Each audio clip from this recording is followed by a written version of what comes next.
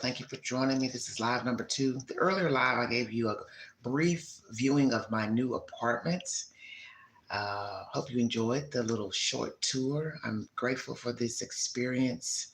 I was thinking about today all the places I've lived, all the things that went on, shenanigans, and I'm praying that this will be a better journey for me. So, as I always say, I'm a work in progress, and I'm going to pray that I keep, even or crazy nonsense on this journey while I'm living here. But so far, so good. I've been here. Today will be a whole week. Tonight will be a whole week that I settled into this apartment. So, mm, gather my thoughts. I may have seen all over the place in the last live from yesterday where I talked about so many different things. Don't pay me any attention. You know how I get off and start talking about something else and something else. But anywho, that was a 3 hour live. Chop it up at your convenience. But what was mentioned during that live was something very heinous. And hello, Sky. Very heinous that I'm not going to discuss in any of my lives because I don't berate children. And as I've always said, if you're looking for that type of hype, you're on the wrong network. I'm never going to berate a child because, first of all, I don't know Sebastian. I don't know his family. I know what I've seen thus far, but I don't know the child. And I'm never going to say anything that is derogatory or vile to the spirit and persona of a child. So, what was said during that live yesterday, I didn't appreciate it. Maybe some of you didn't mean any harm by what you put in the chat, but I did not like it at all. And whoever started that effing rumor about the kid, you're out of effing line and you need your high beat because that is a very disgusting thing to say. The CPS reports was mentioned during that live yesterday, and I'd like to know what's in the CPS report since everybody kept talking about it during the live. What's in the reports? What's in the reports that's so damaging pertaining to Mr. Proudfoot? Mr. Proudfoot, since the rumor is you gave other networks evidentiary material pertaining to CPS reports. Well, what was in it? I'm curious. Can somebody enlighten the queen? Do not mention any channel names during the live stream. You can just repeat to me what was allegedly in the reports if you have heard what was in the reports. Hello, Pebbles. Uh, I'm just curious. What was in them? My live yesterday was pertaining to getting what he needs from law enforcement. Naturally, it's an ongoing investigation because the case has not been solved. So therefore, they're not going to tell Seth and the problem with law enforcement on that other end of the spectrum. I can only go by what Mr. Seth has revealed to the public. But anywho, Seth isn't talking about what's in the reports or he can even reveal it from what was said in the chat yesterday. So if someone out there knows what was in the CPS specifically, is it Katie? Is it any other entities that hung around them? What was said? What is it that the child said was going on in his life? I'm curious. If someone knows, enlighten me. That's what this live stream is about. And I'm going to try to stay on topic during this live stream. I'm going to start something new uh, on this network because I have one that I have called Crazy in America. That's where I bring you something really crazy and wacky, kind of, like the turkey story with the guys shooting each other over the turkey in North Carolina last week. And then I have another segment I like to bring called later. But I want to do another segment, a part of the vault, where we just shoot the SHIT about what's on your mind, what's got you hyped up, what's got you angry. I mean, it could be a neighbor, it could be something that happened on your job, it could be something that your husband did, your wife did, your child did. It could be something about yourself, something you're mad about yourself about, things you're going through. That's going to be the next live. And that's going to be a new segment on this network where I'm going to let you vent about what's on your mind. And it does not necessarily have to be anything pertaining to YouTube. Do you understand what I'm saying? Let me make that clear. Because I know when I leave that door open, there'll be a floodgate of people wanting to talk about what somebody said on YouTube and a YouTuber. I really don't want to hear that. I'm not trying to be funny, but I really don't want to hear that. I want to hear something else because there are other things that go on in the world that don't revolve around YouTube. And some of you don't seem to understand that you make YouTube your entire existence. This and Facebook. And I've always said it, if this is your whole life, YouTube, Facebook, you're on a slippery slope. You don't want social media to be your only avenue to civilization. Because I can honestly tell you, I can right now cut this device off and I can go into YouTube, and I do watch a lot of YouTube, but it's not other channels. As I said before, I'm watching some true crime, but it might be off of like News Nation. It might be off of a documentary, something like that.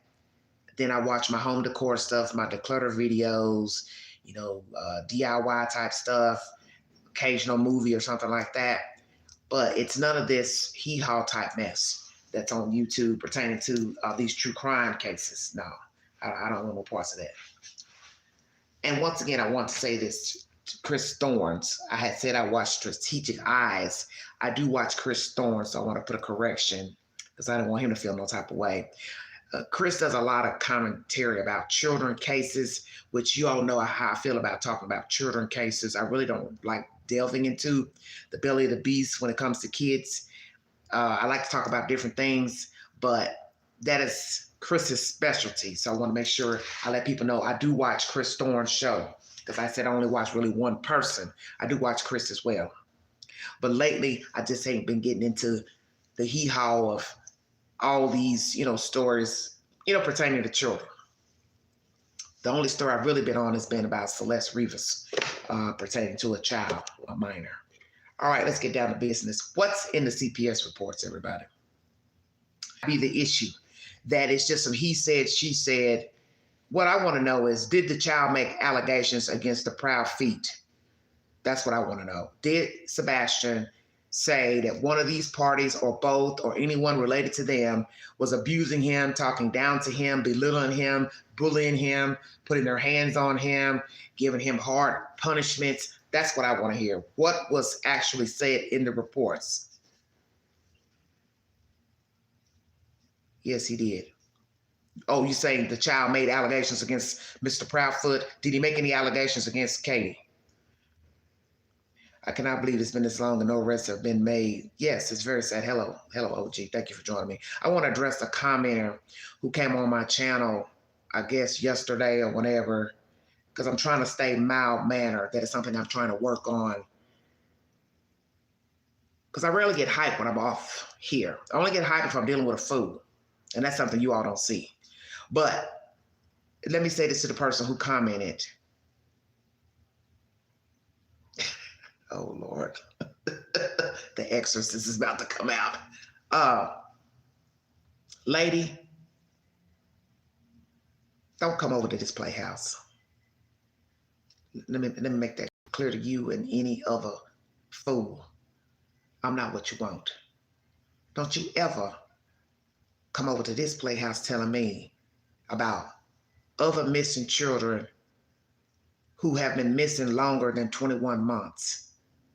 I don't give a damn about what you're talking about. If you don't like Seth, that is your problem. That is not an Angela problem. I don't play them type of games. I don't play games when it comes to these kids. And anybody in the street will tell you how I rock. Okay? People in the street will tell you how I rock. Queen ain't what you want. Don't you ever come over here telling me about how long another child's been missing. You're basically downplaying the fact that Sebastian's been missing 21 months. So you're basically saying you don't like Seth. Who gives a F that the child been missing 21 months? That's what you're saying. This ain't about Seth. What is it that you people don't seem to understand? This child is missing.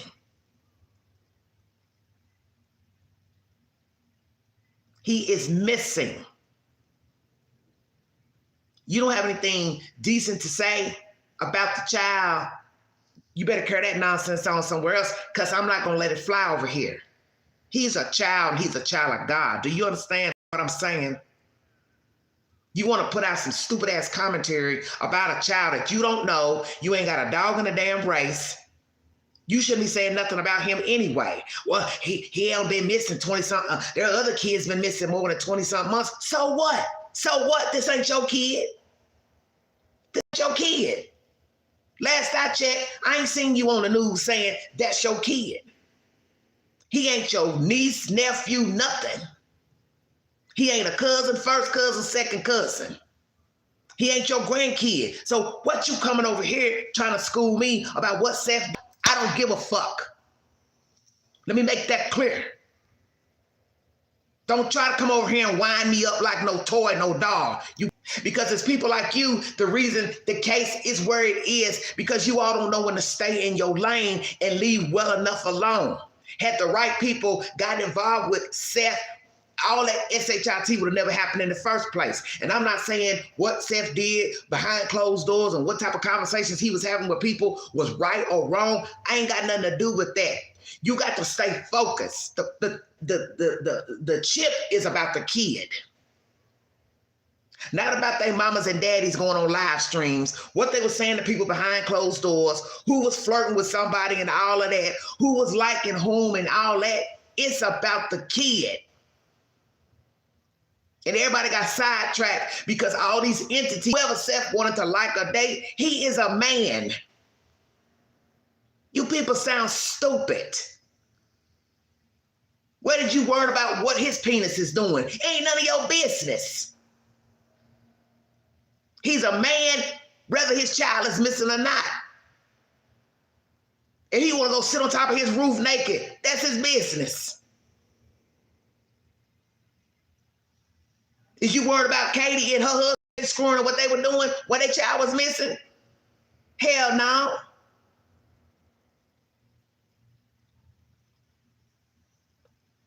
Oh, he started the circus and he did this, he did that. Yeah, I'm going to go ahead and address it and be done with it. I don't care, because it takes two to tango. And when you're not around, you don't know who's saying what to whom. All those people that flooded the gates to get involved with Seth, they ain't no better than he is and was. You don't know what the F was going on with all them folks. And that's the whole point. He got involved with the people thinking they came in good faith to help him find his son. And then before you knew it, it was a he said, she said, or what this was said, and who liking who, and who flirting with who, and who made a pass. Y'all should have left that shit go. If you felt uncomfortable working with Seth, all you had to do was bow out. No, what you want to do, you want to come run to YouTube and jump on panels to tell us what he said and what he didn't do. And this person got involved and I don't like what they said. Then here come the YouTubers. What they I spy glass and talk about, I'm looking for the kid and I'm looking for this. Everybody want to be a hero.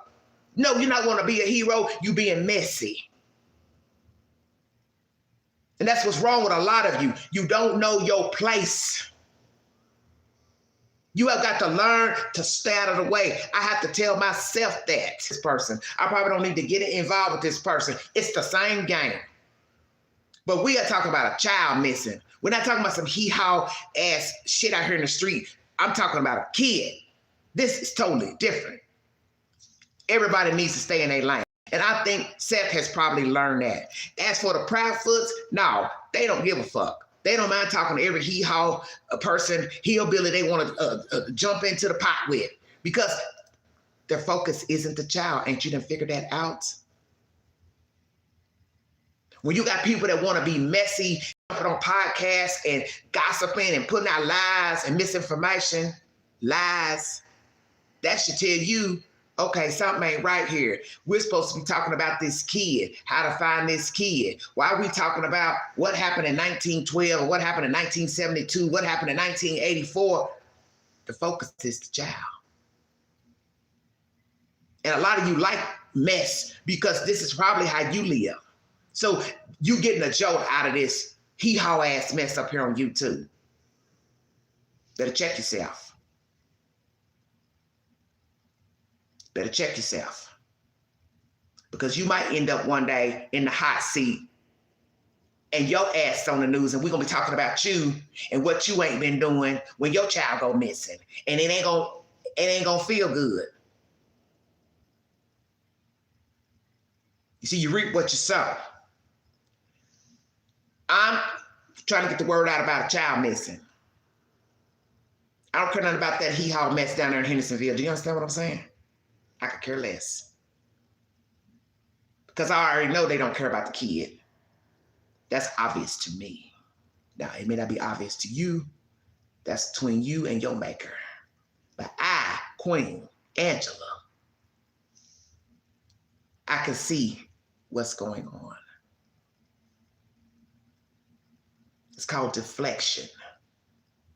And people who have something to hide deflect. They talk around the subject. They talk in circles. They point fingers. And that's what's been going on since this child went missing. Everybody worrying about everybody's underpants and bra size. You ain't worried about this boy. This autistic child who's missing, who obviously was living in a bad environment. That should be the focus. Not a YouTuber, not a TikToker, not some wayward parents, but what happened to the child?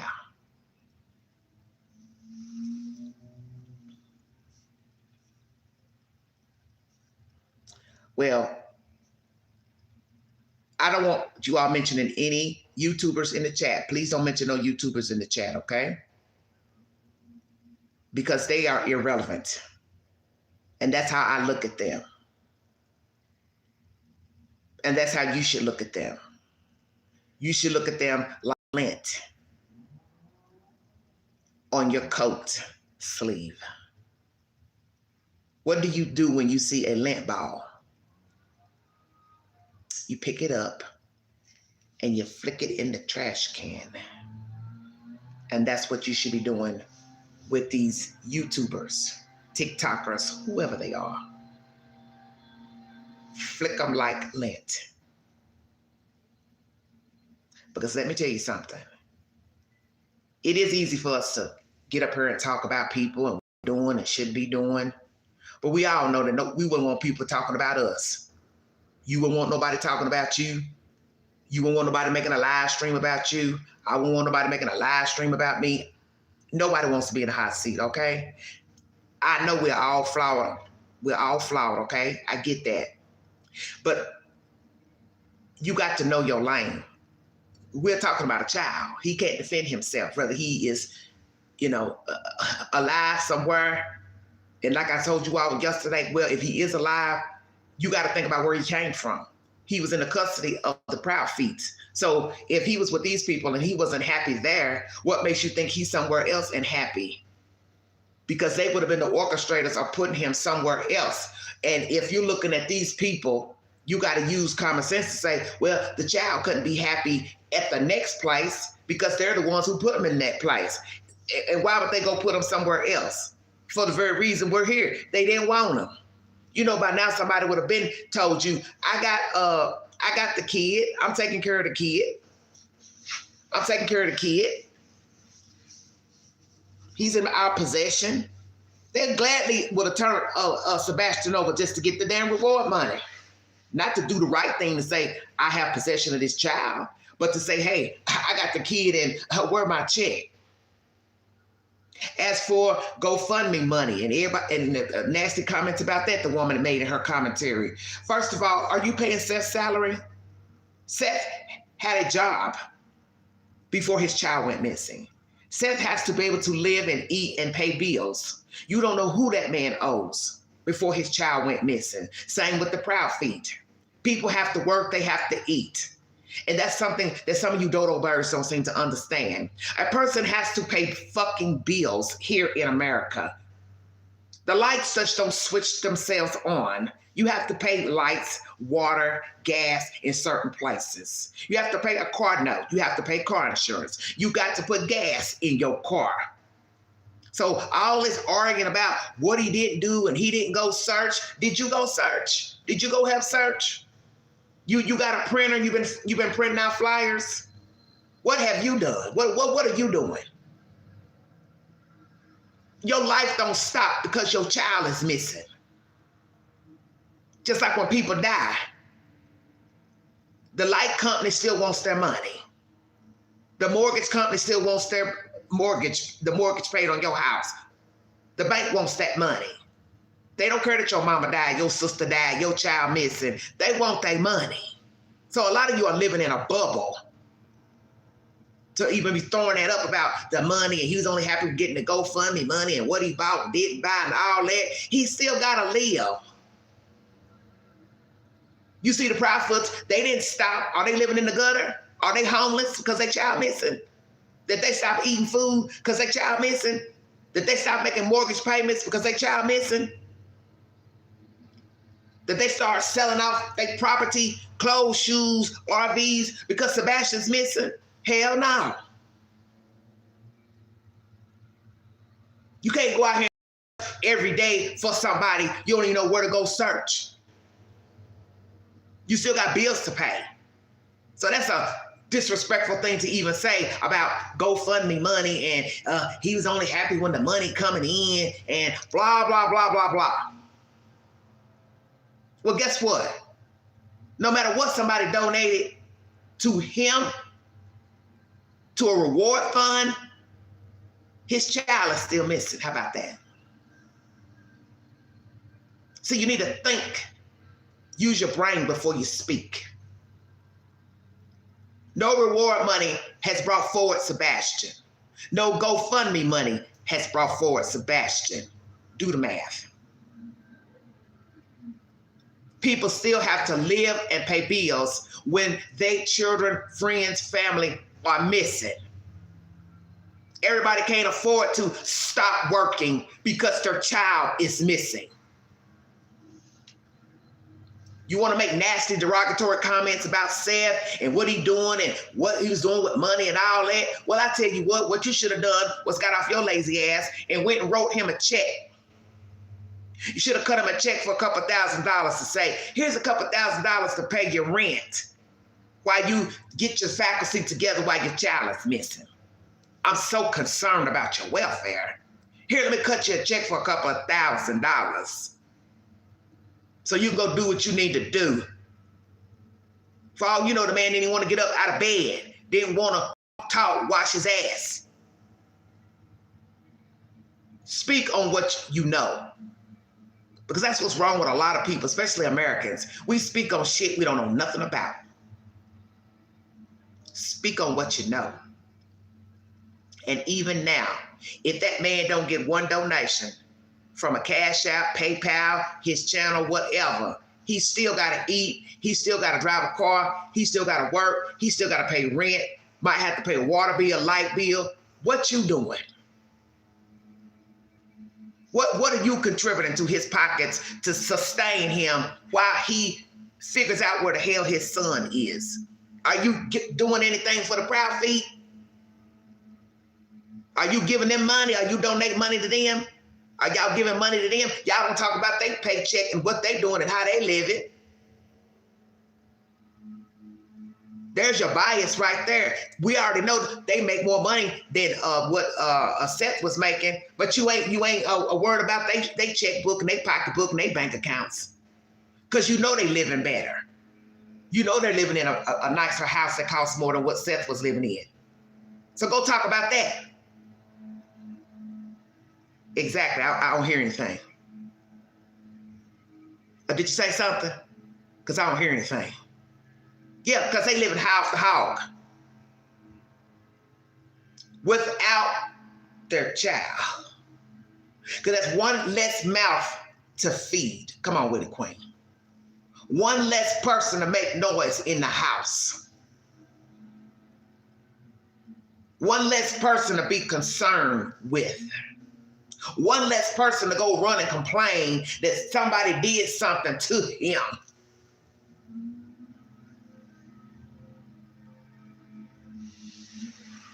So until you wake up and your child missing,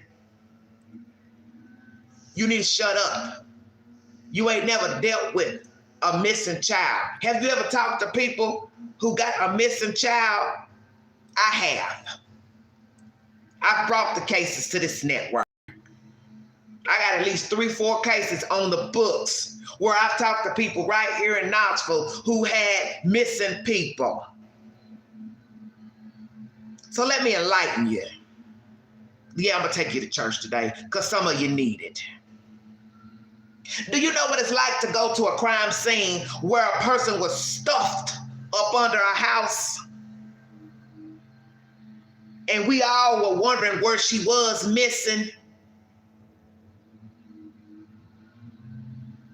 Have you talked to the neighbors who heard the commotion going on? Probably while she was taking her last breath. I have.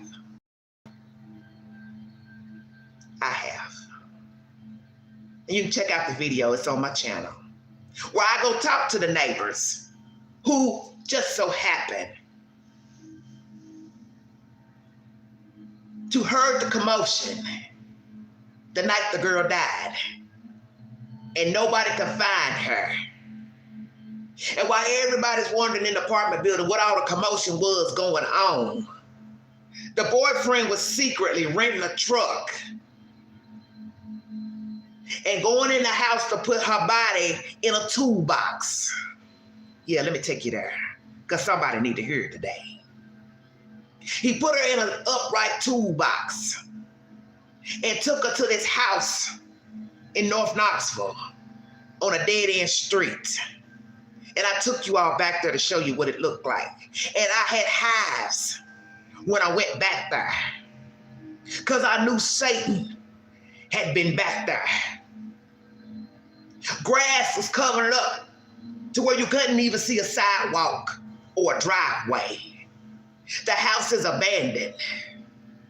And he took her back there in the wee hour and backed his car up in there, in them weeds, and shuffled her in a toolbox up under the house. And I asked myself, the neighbors too, who I interviewed, the neighbors next to the abandoned house, you didn't hear nothing? You didn't see nothing? Oh no, we didn't hear nothing. And as loud as they are, and I can tell they get hee-haw drunk, you went up that summer month and heard that truck pull up?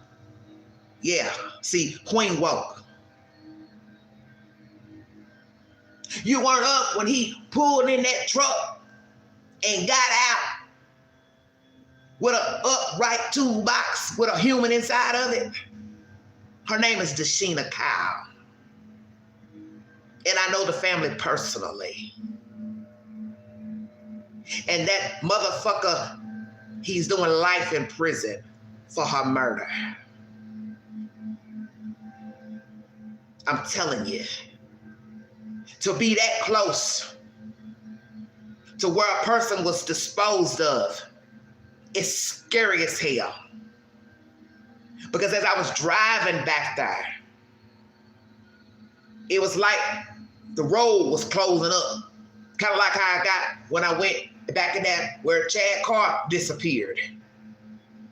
I know when I have gone into the belly of the beast, because you could get the feeling when you're in there. It's like your throat closes up. Hell yeah, I was scared. They had a pit bull running around. First thing I'm thinking, hell, I ain't trying to go over to this house and look around. The neighbors got a pit bull running around. Hell yeah, I was scared. And they were wondering who I was. I said, I'm just filming this for a video. Well, they said, well, what side of the corner you on? So see, I was scared to answer. I said, I'm not on any side. I'm just here to film, ma'am. Letting them know. Don't try no funny shit here. Because see, you don't even know who these people are. You don't know if this is extended family of the house that I'm visiting, where the dead girl was in. So see, when you come to this network and you go to other channels talking all that junk in the chat, you better know what you're talking about. Because if you ain't never been that close to death, channel to channel, and a whole person is missing. Just like this girl, I didn't know where she was. She was dead, honey. That's where she was. She was tucked neatly under a house that's been abandoned for years, just lying back there, waiting for somebody to find her. Then you got the neighbors. They don't know nothing. I don't believe that. I don't believe that. Because they strike me as people who sit up all day and night and drink, if you understand what I'm saying. I believe somebody saw him take that truck and park it and wheel that toolbox, and he slid it down in a hole with that dead girl in there. You understand what I'm saying? And that same feeling I got with Chad Carr when I went out there to the country and looked up at that house where he was last seen in the yard, and I got that same cold feeling. And a lot of you were scared because you were like, Queen, you don't need to be out there by yourself. But what do I always tell you? I'm a child of God first. And it's in the scripture, no weapon formed against thee shall prosper. I'm a voice for the voiceless. Because you ain't got too many people bold enough to go where I've gone. I don't know one person yet that's covered the story about Chad Carr missing. Ain't not one news person that carried their ass out there to that house. I did. Because there's times when you can't have no fear. You got to do what's right. And I wanted the world to see where this young man went missing from a rehab facility, and poof, voila, he goes missing in the middle of nowhere. I know those men at that house killed him, and nobody can tell me different.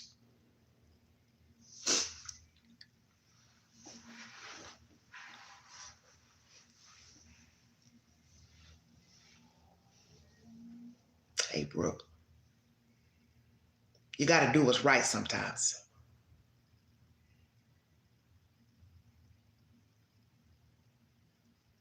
What's in the CPS reports? Maybe the proud feet can enlighten me. What is it that Sebastian claimed you all did to him? Because that one audio that I heard recently of Mr. Christopher Proudfoot talking, you a nasty little something. You got a filthy mouth. And the first thing came to my mind was a 15-year-old boy was living in this house. Somebody that talked like that. And if you can talk like that freely on a podcast panel, recorded audio, you talk like that to Sebastian. Mm-hmm.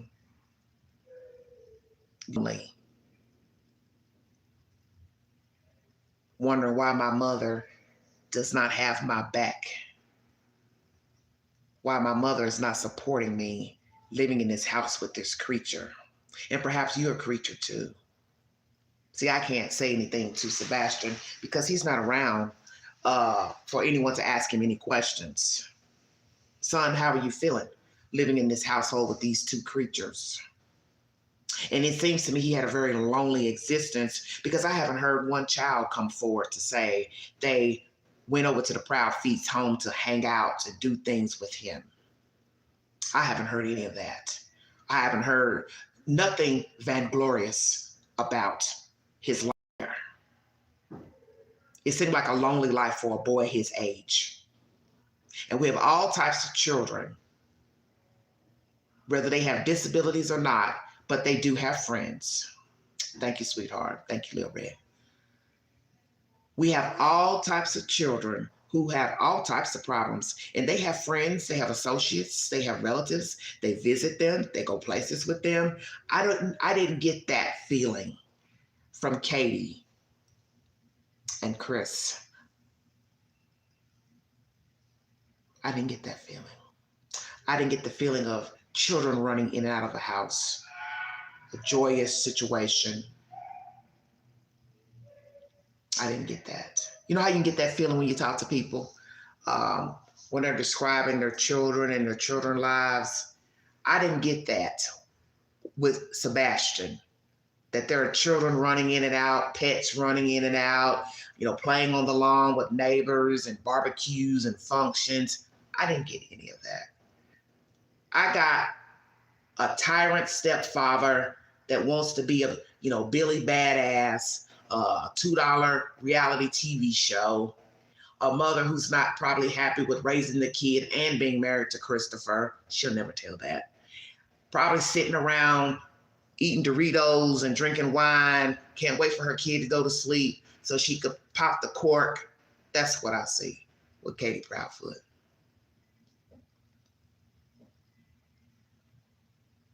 I don't even hear anything about her friends. That's something that's lacking from this story, even though the story is about Sebastian, but I didn't hear anything about their friends, people coming over, visiting them. They're having hoorahs all the time, enjoying themselves in this nice home that they have. If you go through the neighborhood, there's a YouTuber that took a tour through, just showing you the nice houses and everything. I don't get that warm, fuzzy feeling at this brick house. I don't get it. You know how you go in a neighborhood and you see a nice house and you see wreaths on the door, flower beds, and you get that warm, fuzzy feeling. You get that warm, fuzzy feeling inside.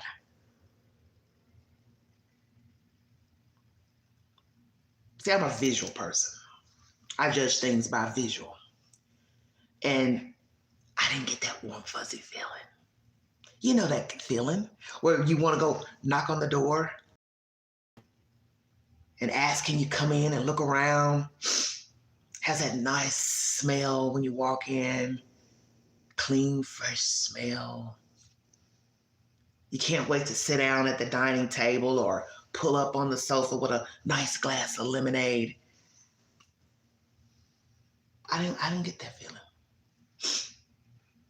I mean, I'm sure some of you have been to people's houses where, whether it was 6,000 square feet or 1,200, you got that warm, fuzzy feeling when you went there.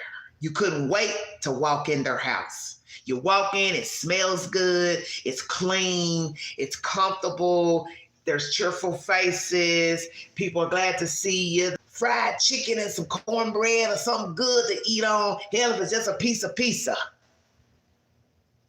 I don't get that feeling from the Proud Feet.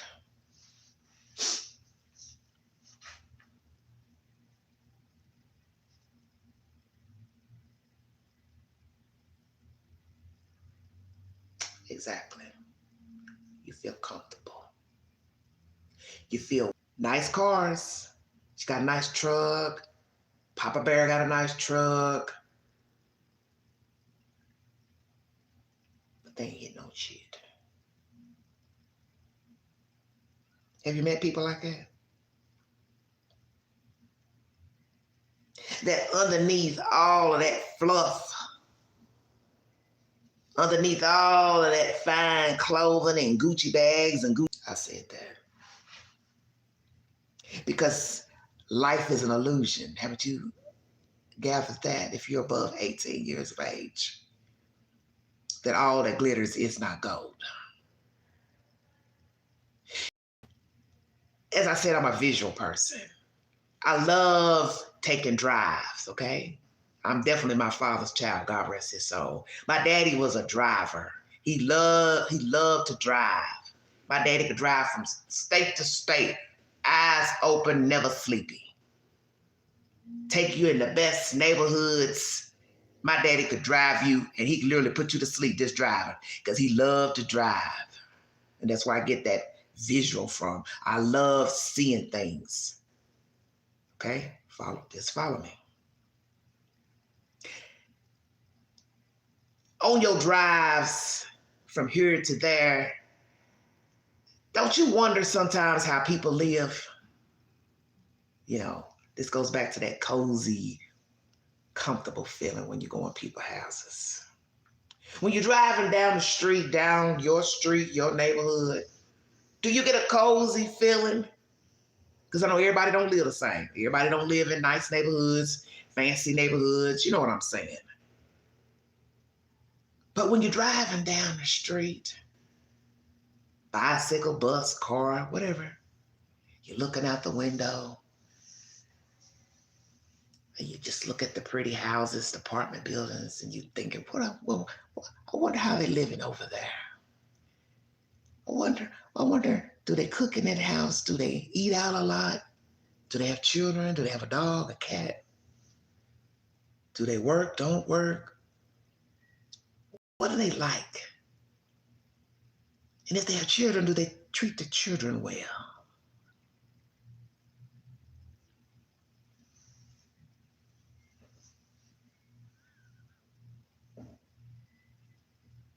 Now, I want you to think about this case and the daily drive. Imagine driving by a brick rancher in a nice neighborhood, and you are assuming that when you go by this brick rancher, there are nice people in there, and they're treating their child accordingly. They're happy people.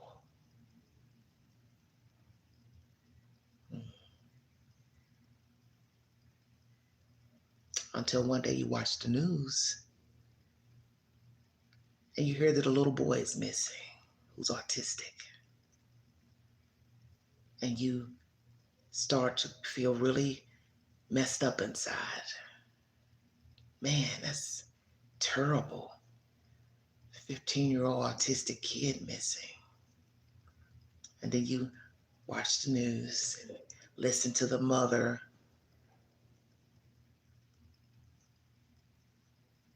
spin her.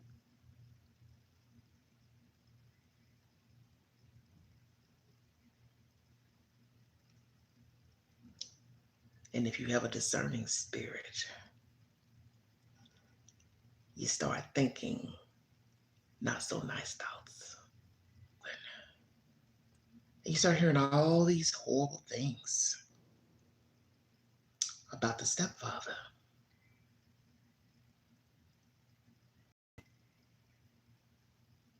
And his past relationships with children and baby mamas. And then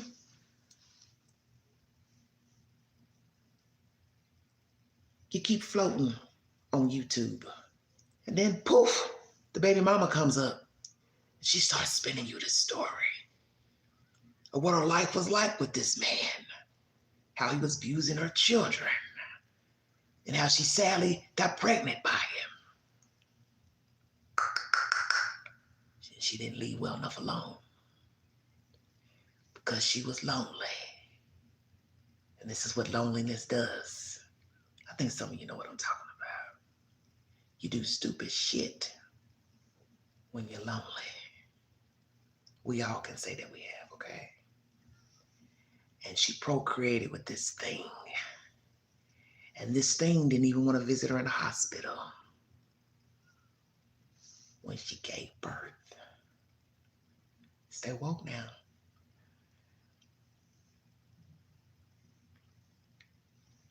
And she teeter-totters with this thing and makes her way to Tennessee with her baby. But she was lured here, okay?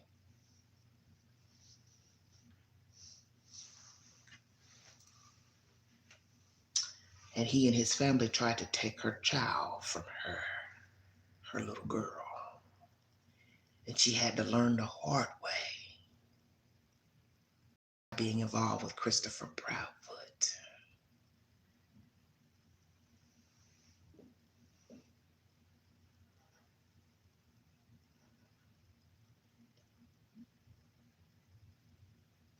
Grace of God, she has her kid. And then you fast forward, she gets to hear a story about her ex having a missing child that's 15 years old. And then she has to think back to the life she had with this creature. Anybody follow me?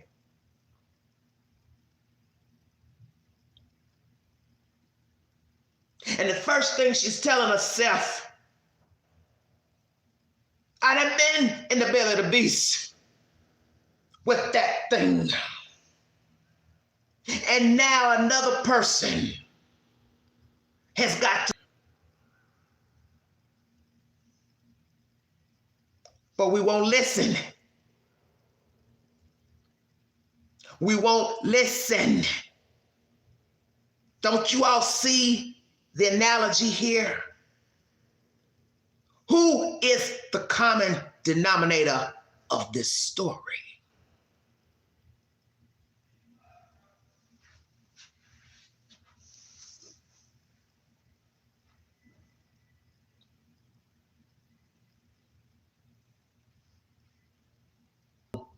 So well. Exactly, Scott. Mr. Teletubby. You're funny. So now here comes man. He's got a story to tell the world.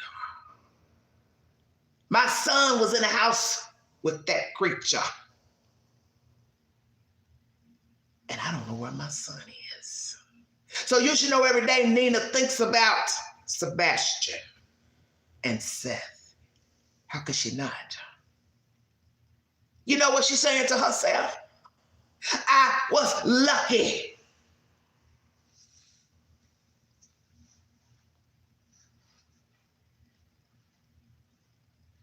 I was lucky that I made it through. Seth, not so lucky. Y'all better wake up out there because I'm woke.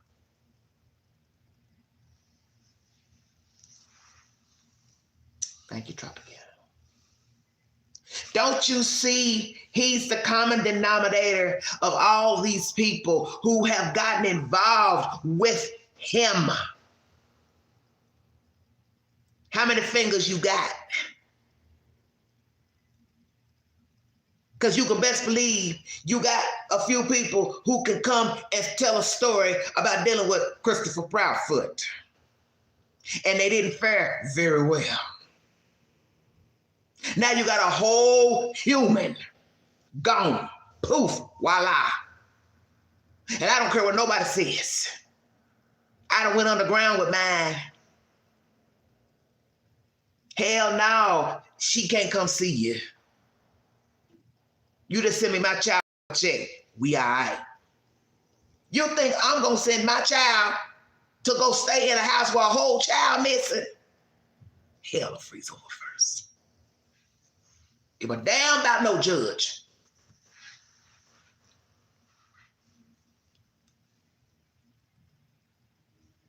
Give a damn about no judge. That's mine. As Seth said about Sebastian, that's my child.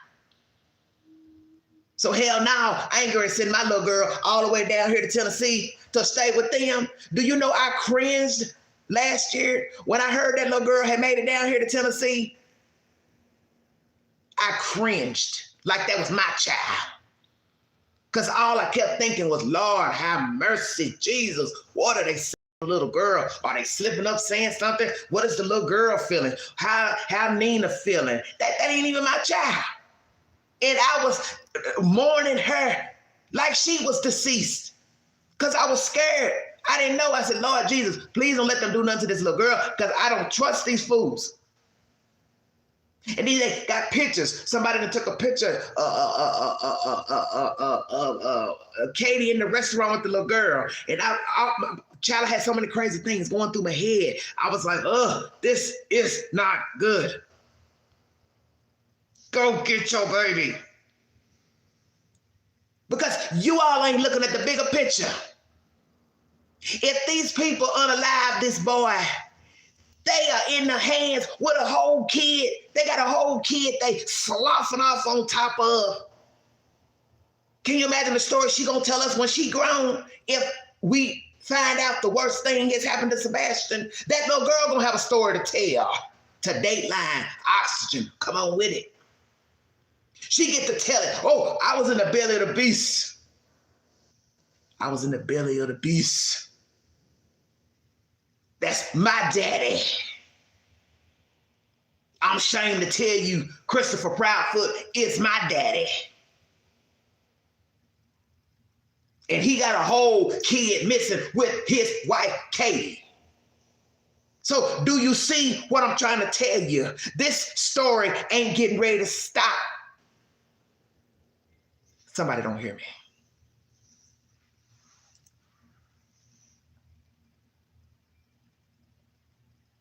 This story ain't getting ready to stop. Because Christopher Proudfoot got a whole kid. So if this goes south, ain't that what you said? If this goes south, what story your child gonna spin to the world when she gets older? Amen. It ain't gonna be nice. She gonna be up there in the league with the rest of them folks that love to spin stories about they serial killer daddies. Yeah, I went there.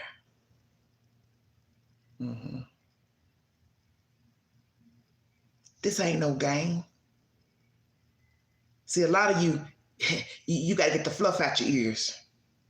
And you need to put your glasses on.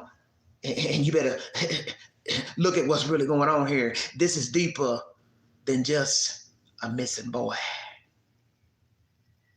You better wake up. This story is deeper than a missing kid. You have a thing walking the earth that has touched lives of people and ruined their lives, tried to ruin their lives. He has a whole child who is not near the age of Sebastian. Do you understand what I'm saying to you? And she eventually will have a story to tell. You mark my words. And it's not going to be a nice story. Because it's going to be detrimental if we find out this boy is dead. Then everybody touch points with the Proud Feet got a story to tell, including that little girl. Because she is related to this Teletubby. And she will later have a story to tell how she was in the belly of the beast and was sent down here to stay with people who unalived a child and walked around thereafter as if they didn't. That's some heavy shit.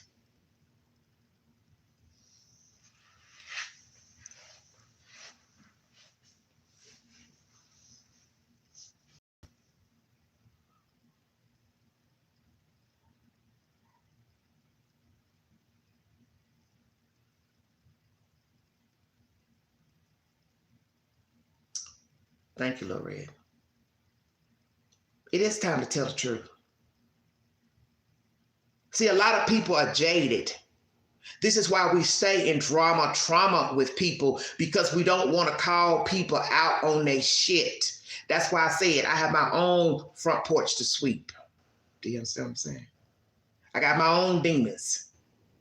It's time we call people as they are. As my friend said to me, God rest his soul.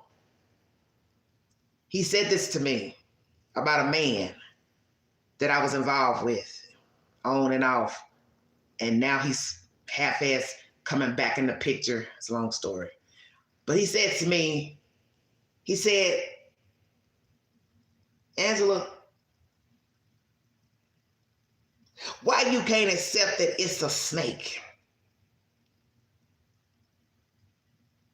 You trying to act like the snake ain't a snake. It's the snake.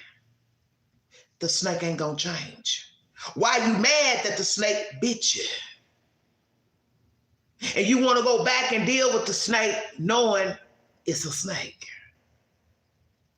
And if the snake bit you once, it'll bite you again.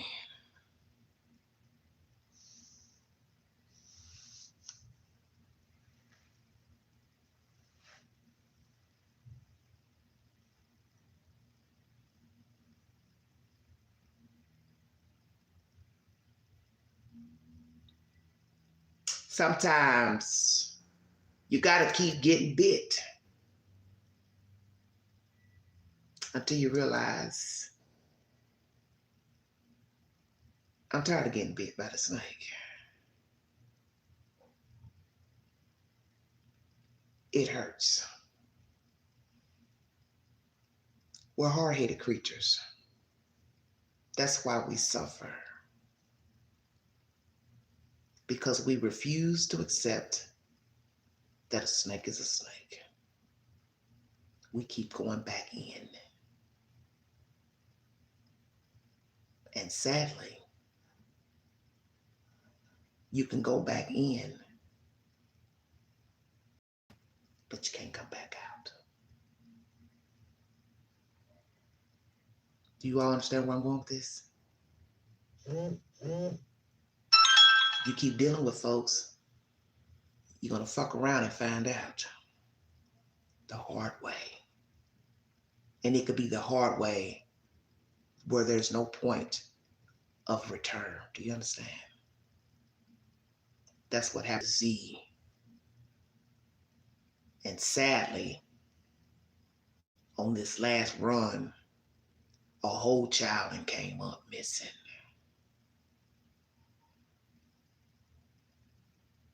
I talk about this all the time on this network. You have to be careful of the company you keep. Because these demons out here will take you down. I know firsthand. Going back in, trying to make things work. When you see it ain't working, you see that people won't change, they cry, they moan. You got to know when to leave people alone. This wouldn't even be a story had these people left that creature wherever by the wayside. And that's Katie too. I ain't gonna leave her out. Oh, did you think I was gonna leave her out? Hell no.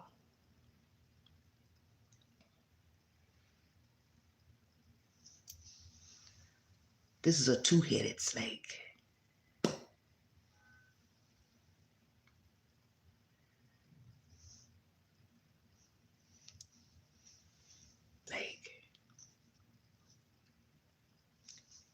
Join together.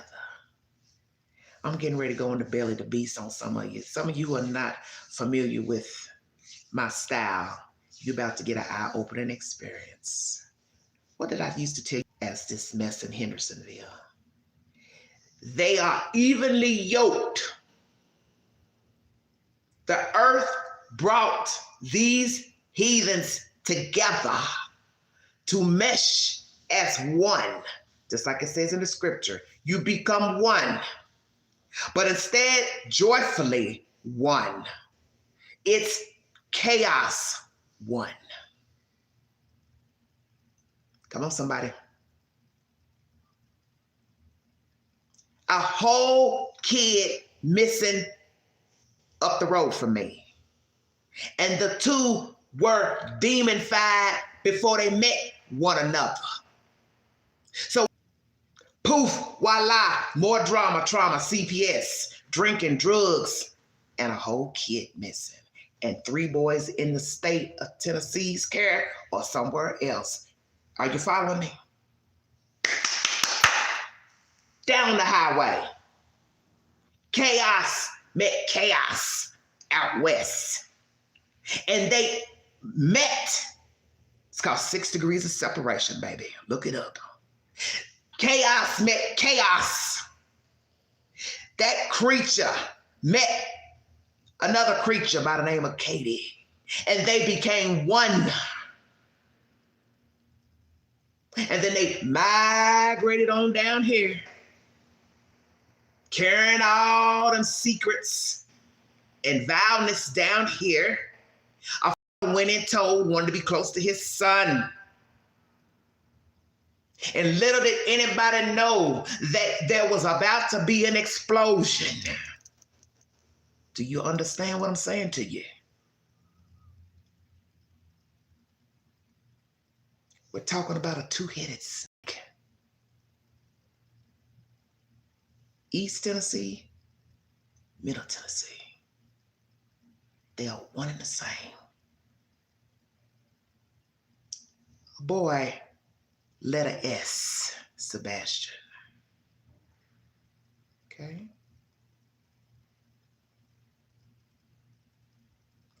Letter S, Summer.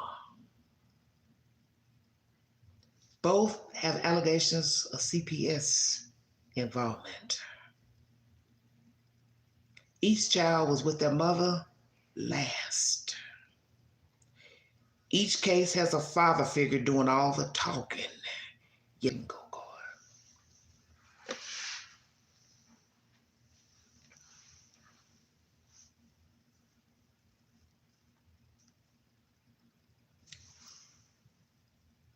Listen to what I'm trying to make you understand. That even if these creatures never meshed with the people they are with, they were going to be on the news irregardless. Bet you didn't think about that. Had Don met another woman, he would have been on the news. Had Candace met another man, she'd been on the news. Katie, same thing. Christopher, same thing. They met their kind. They are one in the same.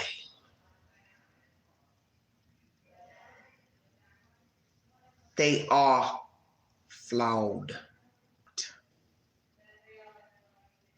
Do you understand what I'm saying to you? You were going to hear a bad story about these heathens anyway. That's what you need to understand. That this was 6 degrees of separation, that the universe brought these heathens to their like kind. And there was going to be mischief, irregardless. And anybody that pays attention to people, you will understand what I'm saying. Haven't you heard people, there's always drama with him or her. Everywhere they go, there's a problem. Every time they get involved with somebody, it's something. It's trauma. Because they have problems and they have not addressed them. We all got issues, you understand? But this shit that these people got is way heavier than the normal SHIT. These are empty vessels who are latched on to another empty vessel. So it can't be no hope. It can't be nothing good. Them folks up there ain't got near child in their custody. These two sitting here, one daughter out west and one missing. Ain't no joy. That old black song about joy. Joy cometh in the morning. Not with these two cups. Hell no. Thank you, Lil Red. Ain't no joy. How it's gonna be joy in mischief? Your spirit is tainted. You walking around hating your kid. Candace was jealous of that little white girl. You ain't figured that out? She was beautiful. Beautiful hair, beautiful eyes. And the mama knew that. I want to be like her. I want to be like her. And for all we know, the husband, he might have been idolizing that little girl in an unnatural way. because there are allegations he fondles half sisters, step sisters, whatever. So it's a possibility he was touching his child inappropriately. And she done seen it. She done witnessed it herself growing up. See, a spade, as y'all say, knows a spade. She envied that little girl.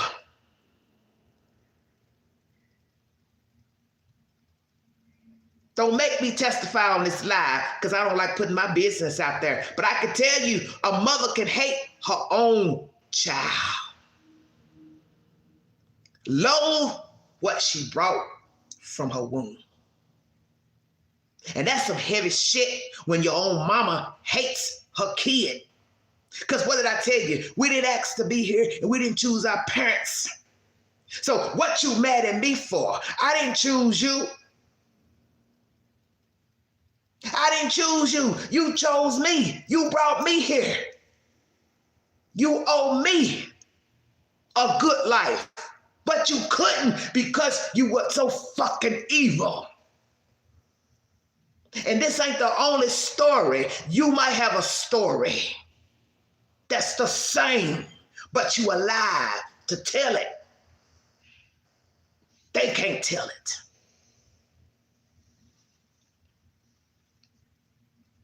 Them babies can't tell their story. Sebastian can't tell us what was going on in that rancher.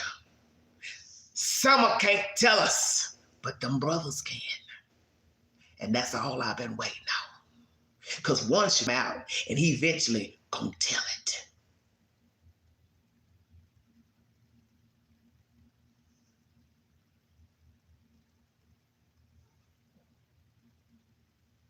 You think Seth ain't beat up inside because he knows he made a vile mistake with Katie. Yeah, I'm gonna go there. And I don't mean to put Seth on the spot, but I need to go on and I gotta clear my spirit today. He's out looking in. He probably wishes he never met her. I love my child. I tried to do what I thought was right, holding on to this heifer and this baby. But I knew she wasn't for me. I made a mistake. Exactly. And he's paying for that mistake.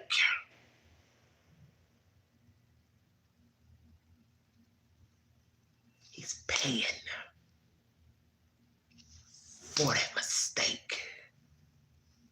That this person and you thought, what the fuck was I thinking dealing with you?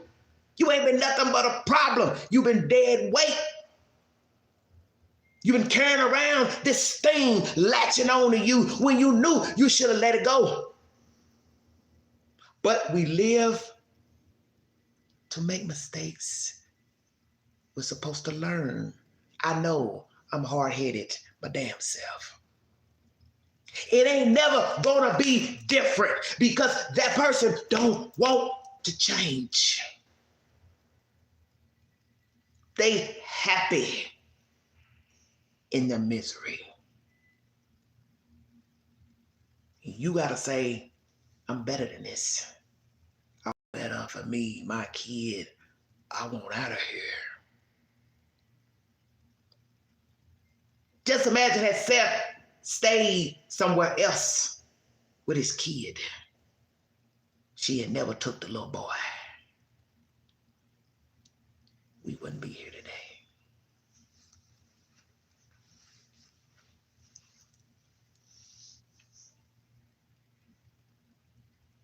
Katie, you knew you didn't want to be a parent.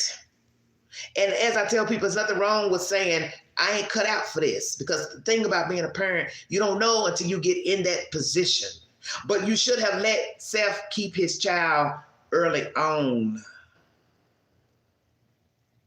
You know you didn't want to be his mother early on. That's why you joined the military. You should have carried your ass on somewhere. And I'm going to say this, and I mean every damn word of what I'm saying. You don't even deserve to have a damn dog. You are Christopher Proudfoot. You don't own the right to own a dog, cat, monkey, billy goat, goldfish, nothing. Because it ain't in you to have empathy. And you've seen this in life. Come on, Queen. The most hateful ass humans love to have a dog or cat. What have you heard people say? I deal better with animals. I can relate to animals better. Well, I still got to question what kind of person you are. Just saying. And some animal lovers might not like what I'm saying, but I have to ask you that. Are you the problem? And I get it. We are some difficult creatures. We all got jacked up ways, mental problems, but we don't resort to harming children.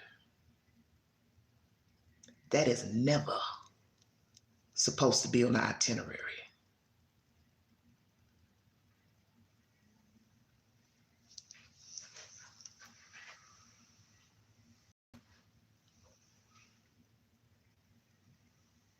I believe in the law.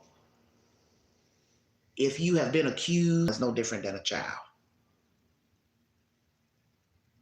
If you have abused a child, cursed a child, pushed a child, pinched a child, choked a child, killed a child, you should not have an animal. That should be a law. That if you have been found guilty of child abuse, you cannot own a parakeet, nothing.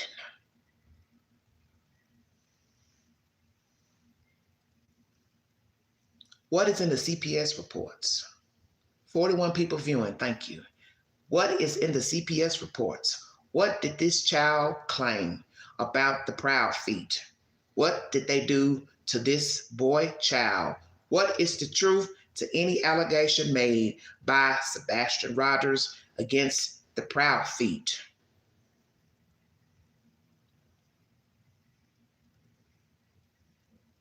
Well, somebody said we wouldn't want to know because it's bad. And so if that is true, this is another reason why this man is beating himself up daily. His relationship with Katie, him not taking his child, raising his child at a young age, and when he started realizing the child had problems, wouldn't confide in him what was going on at the Proud Feet home, he has to carry that burden.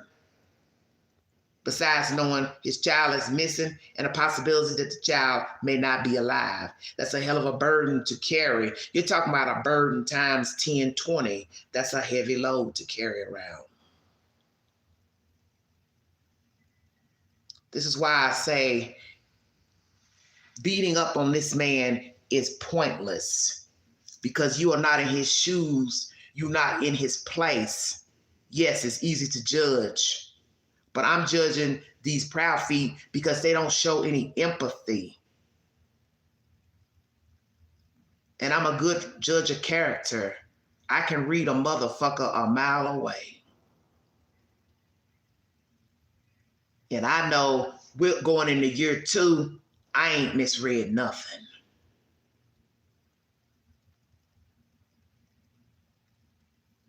They didn't want this boy child. And they finally took care of him. And this may be hard for the father to accept. Because like I said, Seth has his own cross to bear for how he lived raising the kid with Katie, any issues with the boy, not getting the boy out of the house in time. Seth has to carry that. So me beating up on that man for what? I ain't got to agree with what I think he should have done and didn't do because it's water under the bridge now. It's too late. It's too late. Coulda, woulda, shoulda. You think he don't know that? Of course he knows what he should have done, could have done, and he didn't. That woman was tired. That husband was tired. If it's all true that he couldn't come back to that house and stay at that house, that man wanted to come back to his house. He pays bills there. Christopher Proudfoot. He ain't even want to keep paying no bills in the house. He can't go and put his feet up and watch and eat out the refrigerator. He said, this is my house. I want to come back. You got to do something with that boy. It's either him or me.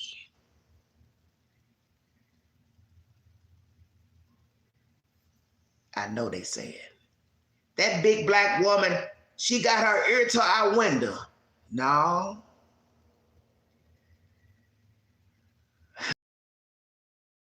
No. Queen ain't got to eavesdrop. I know people.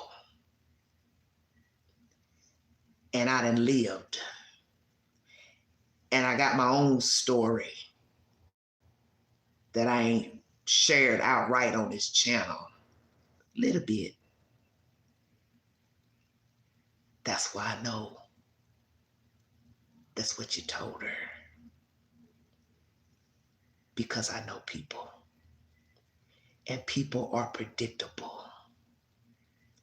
And you told her, it's either your son or it's me. You can't have both. She chose Christopher Proudfoot. She wanted her husband back in that house. And the rest is history.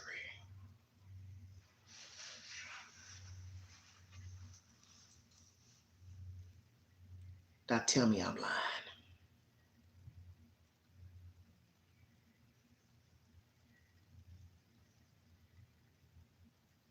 I love you too. Mm-hmm. But oh, you forgot one thing. There's a God. And he gonna settle this. God gonna settle this, baby. That's why I said to Seth, you just hold on. You just hold on. God gonna wipe the slate clean.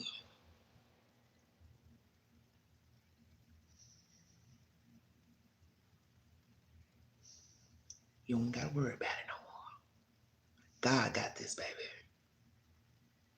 So for the smart ass that came over to my playhouse telling me about what Seth did in the beginning and didn't want people searching and GoFundMe's and blah, blah, blah, blah, blah. And he ain't the only one with a missing kid. And it ain't been but 21 months. Kiss my black ass. Because you ain't talking about nothing. You ain't talking about nothing. There's a whole child out there. And probably not in complete form. And I hate saying it because I know Seth listens to my live streams. But he may have to prepare himself for that day. Because as I said, if the child is alive, how you all thinking he in a better form? Look where he came from. Those will be the people putting him in the other place. He wouldn't be in a better place if he's alive. Because look who was taking him. No, honey. She wanted to be DONE. Not having him hid in no attic, basement, paying somebody money to feed him one sandwich a day. She wanted to be done with Sebastian.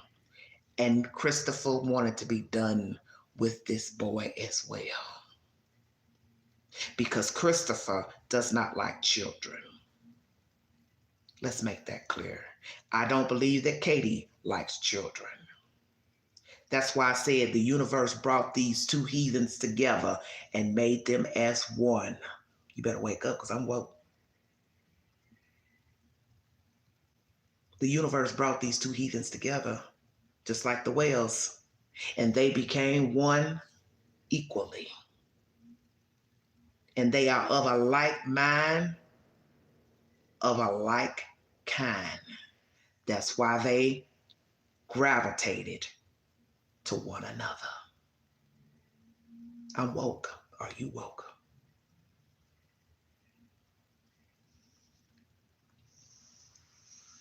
Exactly.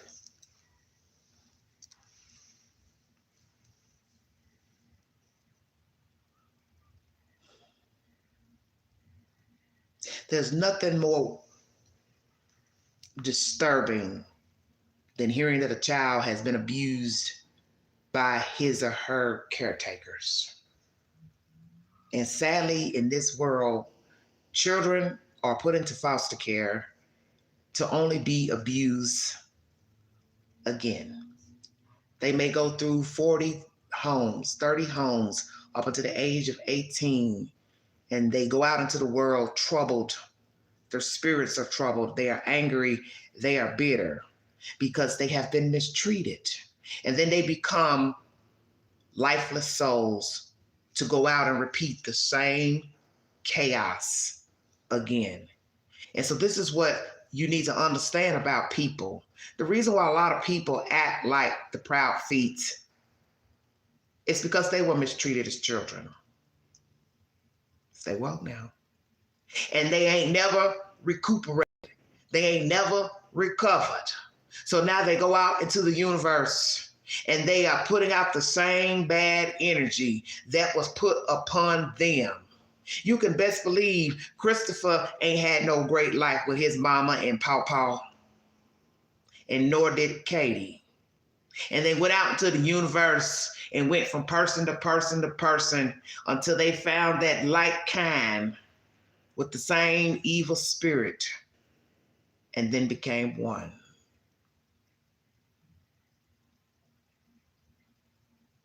And sadly,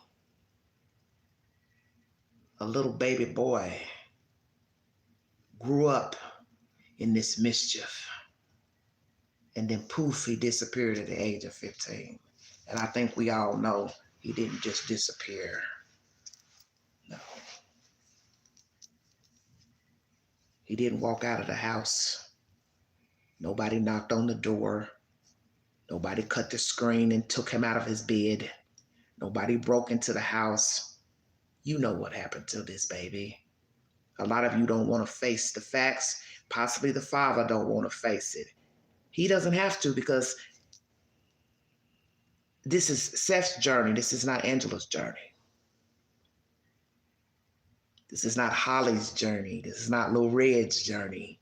This is Seth's journey.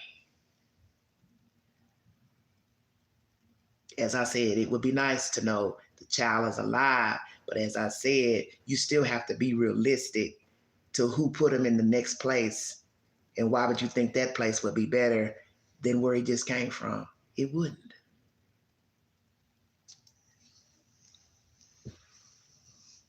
Where is Sebastian Rogers?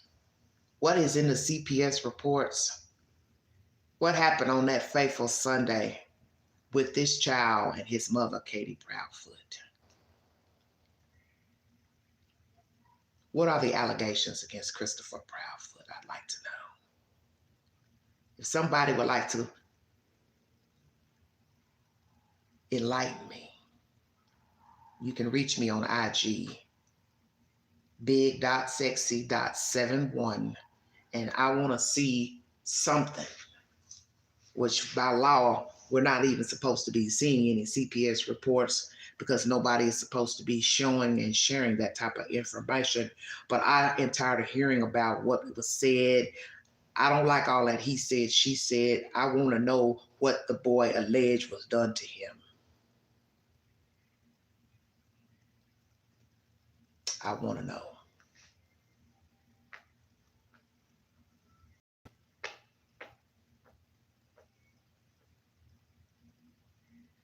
They didn't have the money. What do you mean they didn't have the money? Pale Rider says, I think they're pretty bad, the allegations. They probably are. Give up what money? Well, she's probably not getting them now because he's missing. I doubt the state is giving up any funds to Katie for care. You understand what I'm saying? He is missing. He is in a national database. I doubt that Social Security will be giving her any type of monies for the child. Thank you, Luminous. I don't think that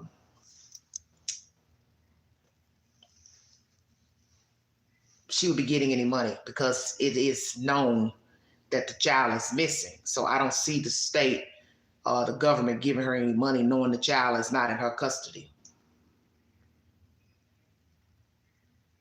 Well, see, that makes no sense to say she unalive him for the money, because common sense will tell you once you put out that he's missing, you are not going to get any money for him for anything, any type of aid, medical care from the state. So that don't really make sense. It would have been easier to unalive him, unalive him, dispose of him and never tell anybody. If he didn't have Seth in the picture, she could have easily gotten rid of him and lied and said he was over here, over there. The Proudfoots family, they wouldn't have cared about where Sebastian was or not. She could have still been getting the money. Do y'all understand what I'm saying? I don't see that she unalived him because of the money. I can only see that being relevant if she and Seth were coming to a decision to let Seth get the boy, then Seth get any type of money from the government or whatever for the child, and she would be missing that money. Then I could see her getting rid of the child for that reason.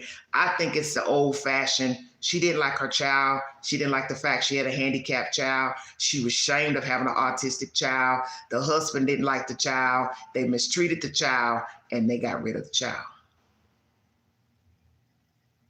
Chris money. I don't understand what you're saying. Thank you, Lil Red. What do you mean? What about Chris's money? I'm misunderstanding what you're all trying to say.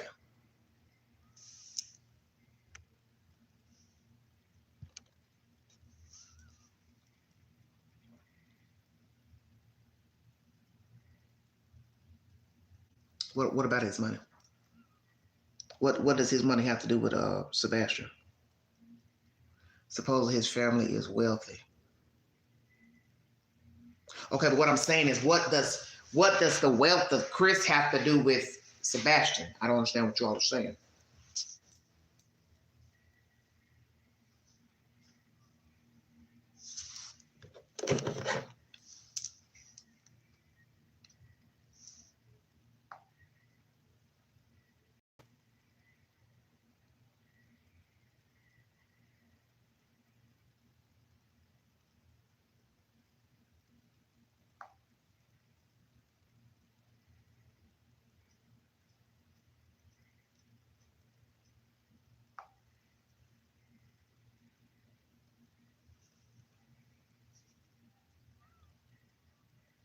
KP likes the lifestyle. Maybe that's why she chose Chris.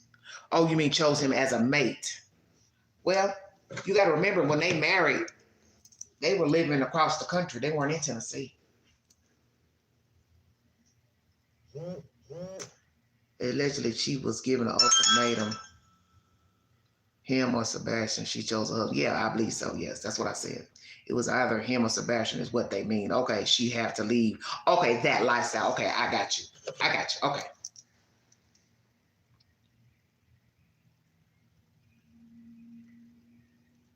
Trying to confirm this stupid cable thing. They worrying me to death. Yeah, but you got to remember something. If there are allegations made, there was going to be a problem. If you want to tie that into it, it wasn't going to work anyway. If they weren't getting along, she's not getting along with the kid, the husband's not getting along with the kid, this man's wanting to come home, it just wasn't going to work. She wanted her husband. It wouldn't matter to me if he was Farmer Jack she would have chosen her husband, the farmer, over her child, Sebastian. Do you understand what I'm saying? I don't think it would have mattered if he worked at McDonald's, he was a farmer, whatever he did. She wanted to be with her husband. But see, this was don't make no sense. You knew all this going in. He was a little boy when she met Christopher. So it was a package deal anyway. But maybe as he got older, maybe she was not really jiving with having this kid, and she's getting to see more signs of the autism. It's not, pleasing to the eye. He probably, wasn't jiving with the kid, because you got to think about it. He didn't treat the other woman, Nina, well with her other child. And this is before Katie and Sebastian even came in the picture. So I always tell people, you got to go back into what was going on with these people before they met. He was not a good person before he met Katie. He was snapping and punching kids before he met Katie. So he wasn't going to do no better with this kid. It ain't no telling what the hell he and Katie been doing to Sebastian since Sebastian was a little boy. Well, she probably don't have no maternal instincts. That's what I'm saying. That's the reason why she went in the military. She didn't want to be no mother. She was telling Seth what she thought of him and the child when she went and told him to go into the military. And he left behind keeping a kid. She was telling him then. That's why I tell you, we are hard-headed as creatures. We try to hold on to shit that we know ain't good for us. That's the cross he bared then, probably trying to make it work with her. And she off at sea, and he got this little boy. But he obviously liked her, loved her, whatever the emotions were, and he held on. But the signs was there then, I'm trying to tell you. She was telling them then, I ain't want to be here with you or this kid. Because that's a hell of a thing to do, to go join the damn military and you a new mama. Your child ain't but 1 or 2 years old, or a toddler or whatever. Come on. No. She wanted out. So this ain't just no problem that just happened last year with Sebastian. It's like you're trying to tell everybody, you got to pay attention to the story. They've been telling you the story. You got to listen. They've been telling you the story. The story was running before Katie met Chris. But I'm trying to tell you, 6 degrees of separation. He found his mate in Katie. And it took him this long to get rid of this kid. They didn't want him in the beginning. We're not talking about a 15-year-old that's out here carjacking people and stealing little old lady purses. And she's like, oh, I don't know what to do with him. His father don't want him. He's got to get out my house. They could have sent him to juvenile hall if that was the case, if he was that type of child. That's not the story. They didn't want this autistic kid because she never wanted him. Exactly. Match made in hell.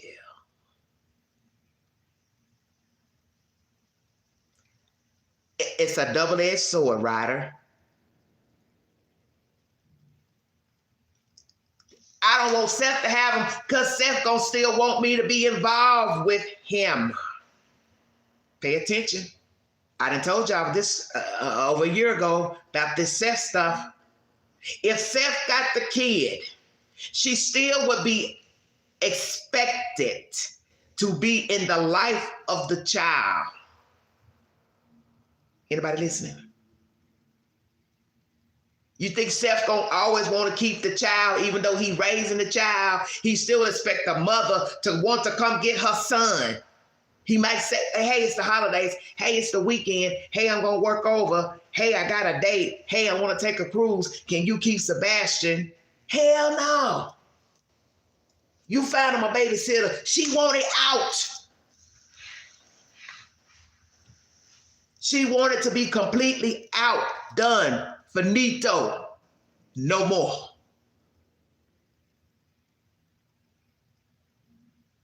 This is deeper than money, lifestyle. She wanted to be done with her son. Don't nobody hear what I'm saying now? I am done. I'm done. Even if her and Christopher don't work out, they break up somewhere down the line, she's still free. Lord, somebody, ain't nobody listening to me. Like the song says, I wanna be free. And somebody told me that the other day, a young man. I like my freedom. I just want to be free. I want to be to myself. Well, okay. Then you can get out of Queen way and you want to be free. So what we talking about? You like your freedom? Good. I like my freedom too. And what we say in the street, deuces. I holler at you then. That woman wanted to be free. So let me make this clear before I get off this live stream. If it don't work out with Christopher, if tomorrow they get a divorce, separate, whatever, she is free of Sebastian.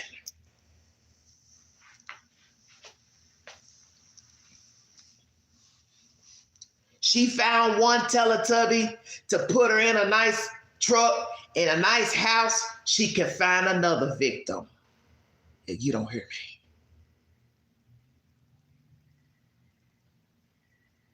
You know, Katie ain't no spring chicken. She's not considered ugly, but she can get another man. You think she can't? And she can get a one older who got more money than Christopher. Shut your mouth.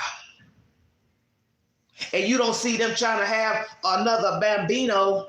Uh-oh, come on with it, Queen. You don't see them trying to have another kid. Hell no. Because you can't ride on motorcycles with your bambino on your back. Can't jump on cruise liners and go out of town and jump on airplanes with your baby. Because that's extra luggage carrying a kid. Y'all forgot about that? Burping babies, breastfeeding, whining and crying and falling out. She done that already. She done with that life. Christopher ain't never wanted anyway. Come on. I'm going to church now. He ain't never wanted that life, which I find strange. He keeps picking women with children. So that's confusing to me as well. And I hate to say this, but I'm going to say it on the live.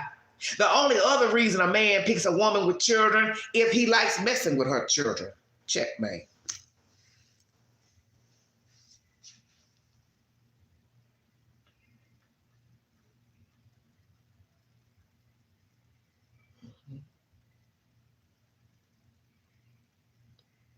Because I had to think about that last year. Why you keep getting with women with children? Why don't you find a single woman and then make sure the single woman don't want no kids in case it gets serious and then she gets to start talking about getting married and doing this? You can tell her, well, you know, I don't want no children. So go find what you like. You don't like kids, then you go find a woman who ain't got no kids. That's why I said the only reason I can see him getting with women with kids is if he likes peddling little children. Now let's go ahead and ask that.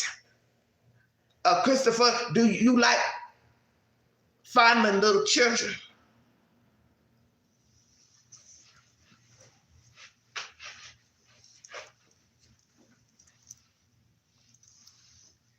Because we learn with pedophilia, and I'm not here to say he's a pedophile, I'll make sure I make that clear, but I'm saying that's the only alternative in being with a woman with children is either you a pedophile or the other. Hold on a minute.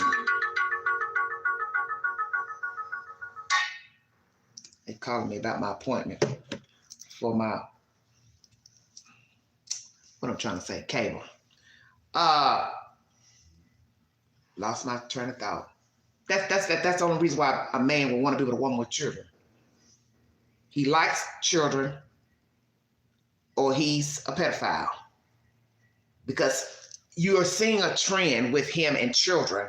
It didn't work out with Nina and her kids. He had popped one in the mouth. Then she gets pregnant. He didn't want to see her in the hospital. Then he decided to spite her by bringing her to Tennessee and get his mother to keep the kid and try to kidnap the kid, and the police got involved. Then he gets with Katie. They move here, and then years later, poof, voila, this child goes missing. The writing is on the wall. Something is not right here. You keep getting with women with children, but you don't like kids, and you ain't trying to be no father. No. He might be a pedophile. I mean, a pedophile. You know what I'm saying? I don't know. I just know this ain't what you want for yourself. And I've said this time and time again when it comes to relationships, when it comes to children. If you become a parent and you see that it's not working for you to be a parent, you're not gravitating towards motherhood, fatherhood, you need to bow out and do the right thing. You find out you're a father of a child. You tell the mother, hey, I liked you, didn't like you, it was just sex, whatever it was. I don't want to be a parent. I'll pay the child support, whatever, but I'm not trying to be in a child's life. Same thing for a mother. You realize motherhood's not for you. You need to make the next steps to try to find a home for your child. Next time, keep your legs closed and take birth control. It's simple as that. It's simple as that. You don't keep making babies. You know you don't want to be a parent, whether you're a man or a woman. You're a man, put on a condom. You're a woman, you take birth control pill. Or you abstain, you don't have no sex. It's simple as that. It's just that simple. But you don't keep procreating, and then abuse your kids and allow other people to come in and abuse your kids. This is bullshit. She had the opportunity to give Seth this boy years ago. This ain't just about no recently when they was talking about putting him in a home and all that. She been knew she didn't want to be no mother. She should have let Seth keep the child years ago. She should have told him a long time ago, hey, I don't want to be a wife. I don't want to be a mother. We've been together. Thank you for the ride, but I don't want to be a parent. I will pay you child support. I will come and get him some holidays, no days. Just speak it. Claim it. The world would be a better place if people just told people how they actually feel instead of beating around the bush and leading people on. She should have been told him, I don't want to be a mother. And for all I know, Katie may have told Seth, I don't want to be a mother. And he still just wanted to try to make it work. I don't know. But now he has to look back on all of the things that he said to Katie, what Katie said to him. He has to bear that cross now. Because I got a feeling he been known she didn't want to be a mother. Because eventually they ended up splitting. Okay? So this ain't like no secret. And somehow she ended up having custody of the child. I think she should have left the child with him. Now, for all I know, she may have told him a long time ago, take your kid, and maybe Seth wasn't in a place to take the child. I don't know. You know, I'm throwing out all the possibilities. But at some point in the juncture of the road, Seth knew she wanted out. He knew there was a problem with the boy at that house, and they did not want him. And sadly, he did not get the opportunity to take his child out of that house. They got rid of that boy. Nobody will ever make me think differently, because everything it has told on itself without the police or DHS telling us anything. They told us a story. When she went down there to Memphis to stay in that camper, she told the story. Your child has been missing a month, and you already out of your jurisdiction, holed up in a camper, and your husband is at a job 8 hours a day. For what? You ain't waiting to see if somebody come and say, hey, I found your son. I want you to think about that.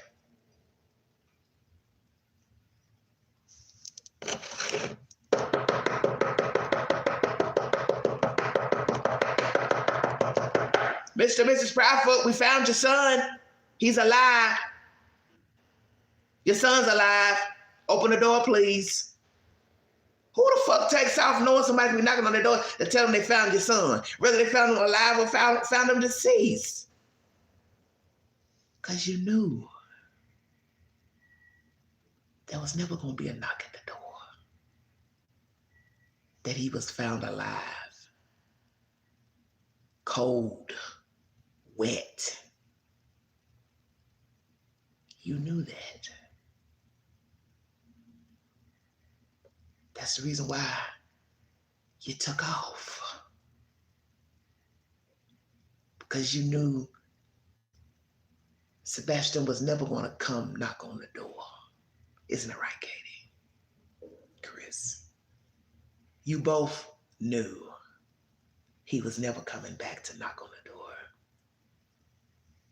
And the police was never going to come knock on the door to tell you they found him alive.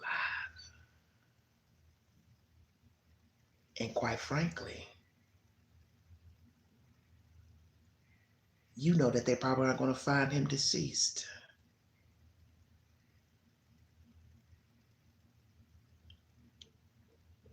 I'm right, aren't I? So it's just as easy to take off. They're never going to find him. We've got him neatly tucked away. So I can go away with you, Chris. They're never going to find him.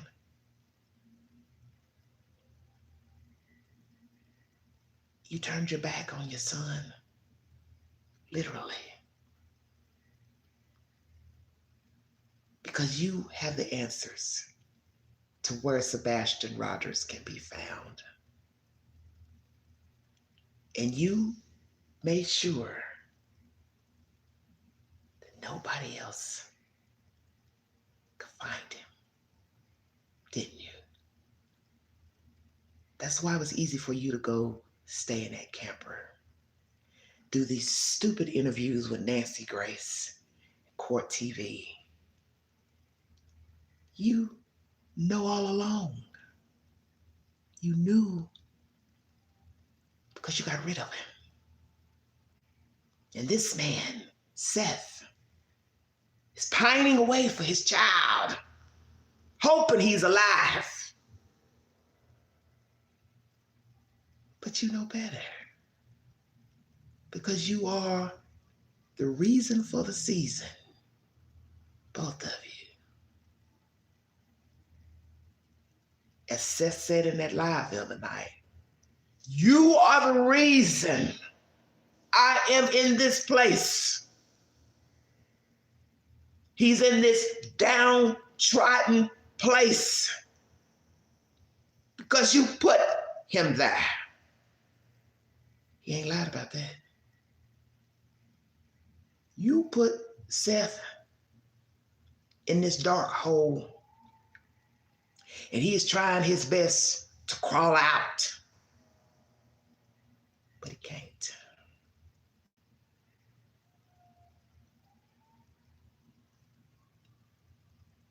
But you could help him crawl out, can't you? Both of you. You can help Seth crawl out of this dark hole if you tell the truth about where Sebastian Rogers can be found. Shall I say, recovered. Just tell him and be done with it. Free yourself. Because just like I said in the live, you're miserable too. You are just as miserable. Thank you, Joy. You are just as miserable as Seth. Don't get it twisted, everybody. Don't think the proud feet are happy and they're eating green eggs and ham and steak every day. Oh, no. Oh, no. They are just as miserable because they don't know the day Sebastian is going to be found and what's going to be found with him and what Ellie already knows and what they've already gathered and what people then went back and told the police TBI behind their damn backs.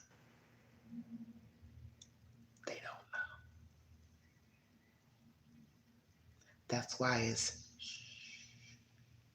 quiet.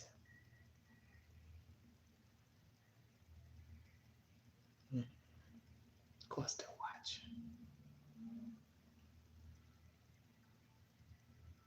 when they took the forensics to that house, they already had an idea. Stay woke now. That's their job anyway. Even if nothing happened to Sebastian in that house, that's law enforcement's job to go in the house to see if there's any human flesh, hair, blood, whatever left behind.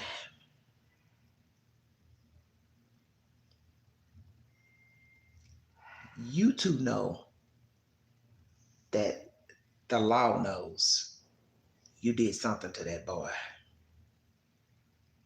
And they don't have to tell you, they don't have to hint around, but you know that they know.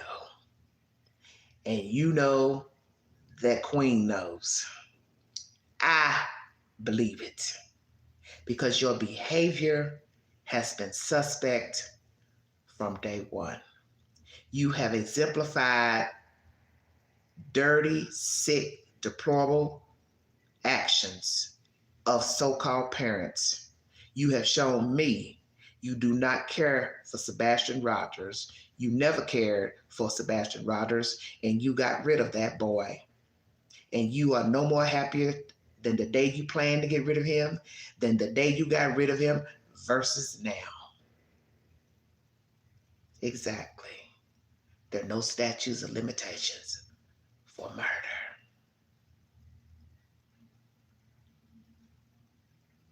They know he didn't walk out of that door. He didn't crawl out of a window. Nobody pulled up. He wasn't sucked up out of the ceiling by the Martians. They know that. That's what CCTV footage is for. And I find it very strange that you worked for a security company, yet you have had no security cameras at your house with an autistic kid. So I'm going to ask you now, Katie and Christopher Proudfoot, Feet, do you have security at your house now? And if you don't have it now, why not?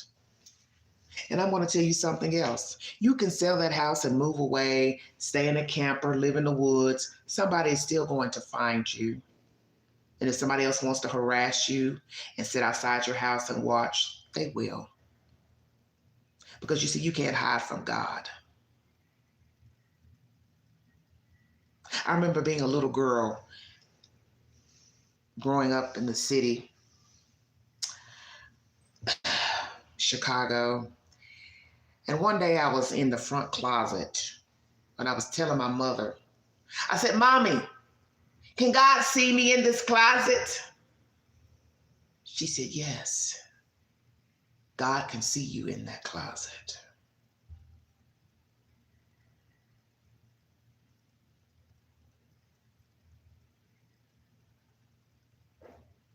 Because God sees all. So even if there are no CCTV footage to implicate you all doing something suspicious at that address or anywhere in the city limits or outside of the city limits, God saw everything. Because God has been watching from day one. God sees all. So you trying to run and hide your tail between your legs and elude the authorities and make up wild stories. Because see, one thing nobody has thought about, what the Proud Feet have told law enforcement. Because a liar will change his or her version. Ding, ding, ding. They cannot tell the truth. So they have told how many versions to law enforcement, TBI, Sheriff's Department. Ain't nobody paying attention. See, you're not going to hear that. You know damn well that woman has changed her version to the police. You know damn well they've talked to them more than one time. They ain't got to tell us that. And every time Katie Proudfoot has talked to them, she has added something and took away something. Because the one thing you don't do is rehearse what you're going to say to the police. You think you can rehearse it. You think you've tried rehearsing it, but it's not the same as when you actually have to say, I need the police here. My son is missing. And thereafter, you forget something. Most crooks always forget something. And the fact that your husband has been the narrator of this story tells me everything I need to know. He wasn't there, but yet he acts like he was there. And it won't shock me none that Christopher was right around the corner somewhere. Bullseye view. Isn't that right, Christopher? Prove the queen he was near Memphis, Tennessee. I said it before, I say it now. Sebastian never made it back to the house. It's my opinion. If I'm wrong, then I'm wrong. But it would be more convenient that he never made it back. Do you understand what I'm saying? I take him out. I take him to all these different places to show that he was in my company. I go out to eat where we're seen on the camera. We get into the car, we're seen on the camera, and then poof, voila. I wait hours later to give law enforcement some cockamamie story that my son is not in his room. I don't know where he is. I looked all over the neighborhood. I went over to the school to see if maybe he decided to go to school. He maybe was excited to get to class, and I don't know where my son is. Come again, you know damn well where that boy is. He's where you put him. You and your husband. What did you tell your son?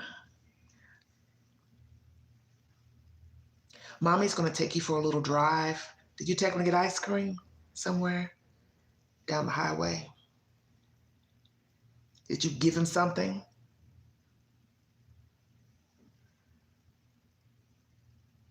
Did you already have a pre-mixed drink, perhaps? I'm just throwing some things out there.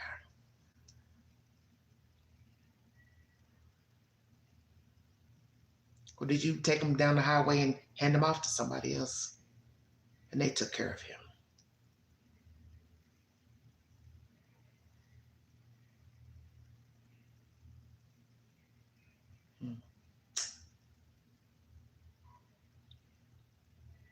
I don't think he made it home. Because she knows that neighbors have cameras, and it would be too suspicious anybody coming to the house to get the child, her leaving back out, that would be on a camera. So she knew that. I can't come out the house because police are going to ask me, well, ma'am, where'd you go at this time? And she's got to prove that.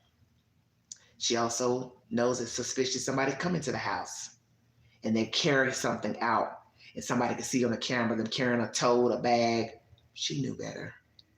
She took care of everything after the restaurant. This was a pre-planned event. I doubt that Christopher was in Memphis. Maybe, maybe not. But you took care of Sebastian after you left that restaurant. And there's no telling where he is. Could be in the state of Tennessee, could be in Kentucky. You're not far from Kentucky. I don't know. Could have crossed over the bridge down to Memphis to Arkansas. I don't know. But when you return home, if they've got that on camera, you pulled up in that truck alone. And if they can show you on camera coming back at a decent hour before it was late, let's say, then that means Sebastian is somewhere near Hendersonville.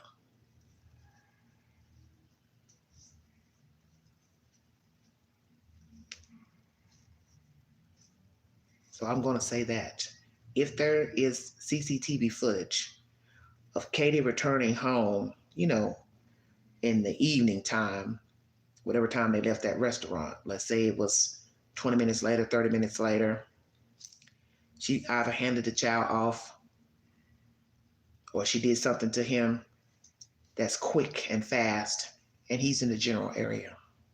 So I don't know what's the time clocks. I can't remember what's on that time clock of them leaving that restaurant and going out in the parking lot. But if someone can verify that she returned home in at least a 20-minute interval or less, depending on how far the restaurant is from their house. Then she did something when she left the restaurant and it was quick and fast, and or she handed them off to somebody else to do the dirty work. But see, we don't know because we don't even know what time she came home. Everything's her version, her narrative. And the police, they're not going to tell us what time her car pulled up at that house. They've yet to tell us that she got home at this time, 8:30, 9 o'clock. You know what I'm saying? You don't really know that she talked to her husband for 2 hours, as they said on Vinnie Politan's show. Well, they could have talked for 2 hours about what happened in the house, if something happened to him in that house, but I don't think he made it home. I think all that's made up. As one of the guys said, it seems like extra information. Hearing the noise, but she doesn't get up to check on the boy to make sure he's okay. Goes to sleep after talking to her husband, allegedly, wakes up, he's not there. I think the only thing that's the truth is that they went out that Sunday to different places.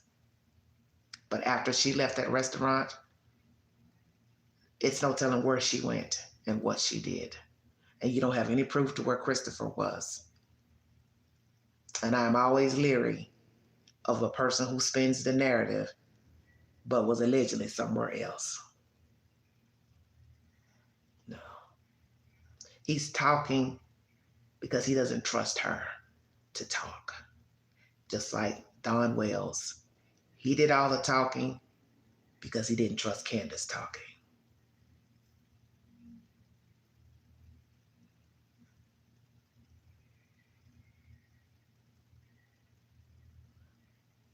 She stopped and put him out. Put who out?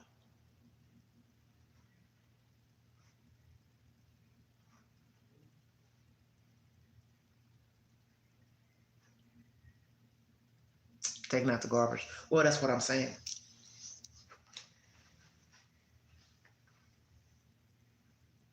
If somebody saw him coming out taking the garbage, that's why I always tell people to pay attention to the information.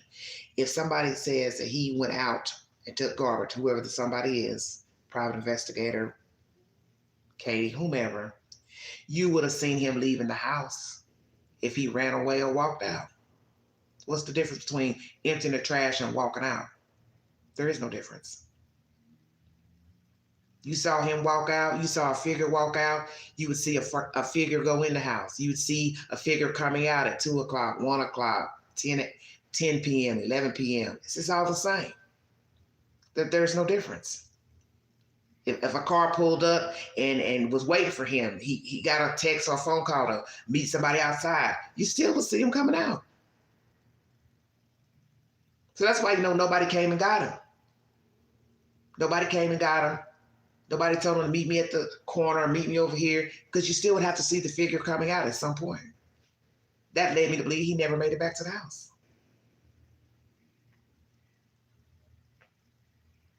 Because if you got one camera showing him come out, emptying trash, the same camera would be showing him leave the house at whichever time. There is no difference. So how do you have a camera showing him going to the trash, but you don't got a camera showing him coming out, wandering around, wandering off? It doesn't make any sense.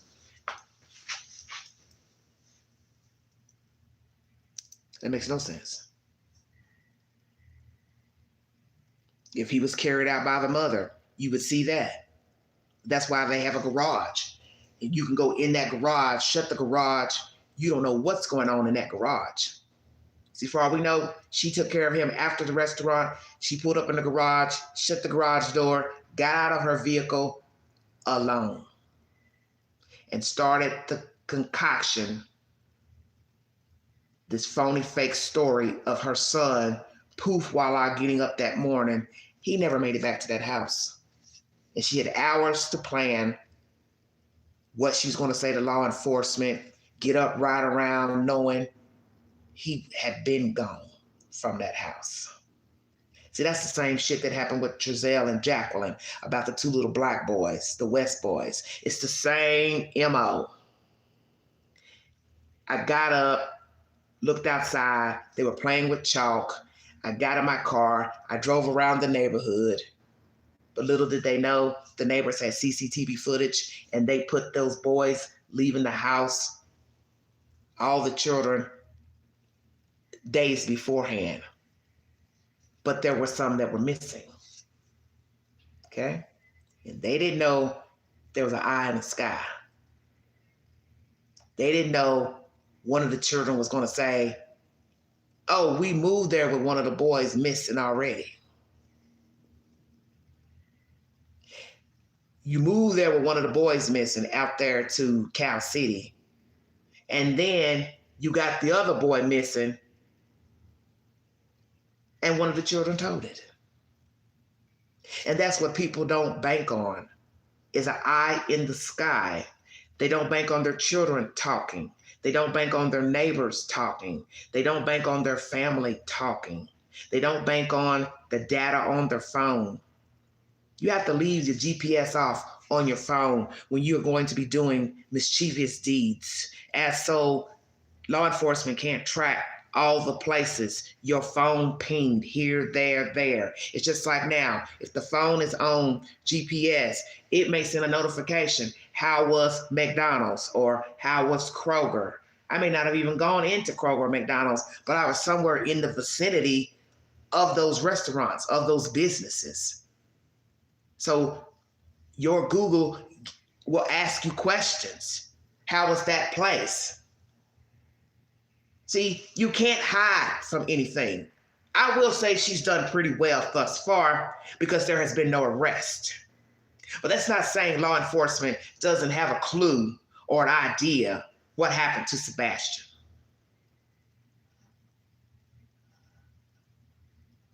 They may have planned this, thought they planned this thoroughly.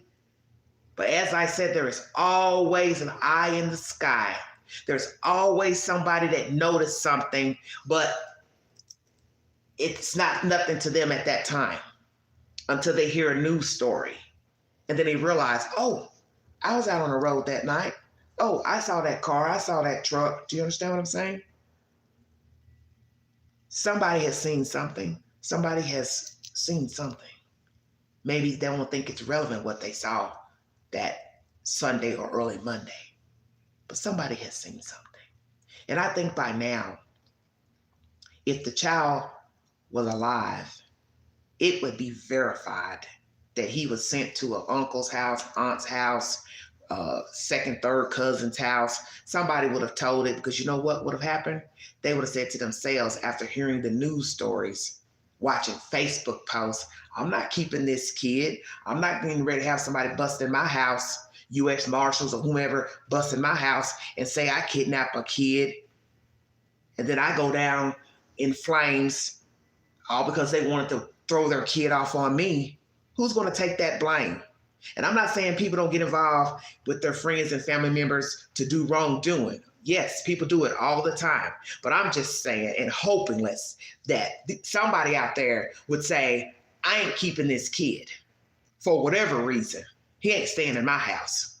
And ain't enough money you can pay me to keep him here hidden. He can't come out. That means if I go somewhere, I got to leave him here because I can't hire a babysitter to stay with them. They might know that he's missing. See, it's too much you're gonna have to do to keep him hidden. And most people don't want to go to jail for kidnapping. They just don't. Because you got to remember, he's a child. He's not an adult.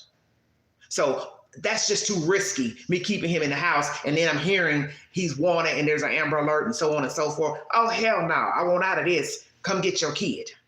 He ain't staying here. That's what leads me to believe he's not alive. Because you're still going to have a tie to him. And I don't believe she or he wants ties to Sebastian. They wanted to get rid of him. Yes, the risk isn't worth it. Well said, Paige. Because they don't know who would be following them. Naturally, police, FBI, they're going to follow you. They're going to be in unmarked cars. They will want to see where you're going. They want to go see if you did unalive the child. If you go back, maybe you forgot something, dropped a ring, a bracelet, a necklace. People do stupid shit like this. You got to go back. Oh, where are my earrings? Where's that bracelet? Oh, damn, must have fell out the car, fell out the truck. Now you got to go back, backtrack. Uh-uh. No, no, no, no.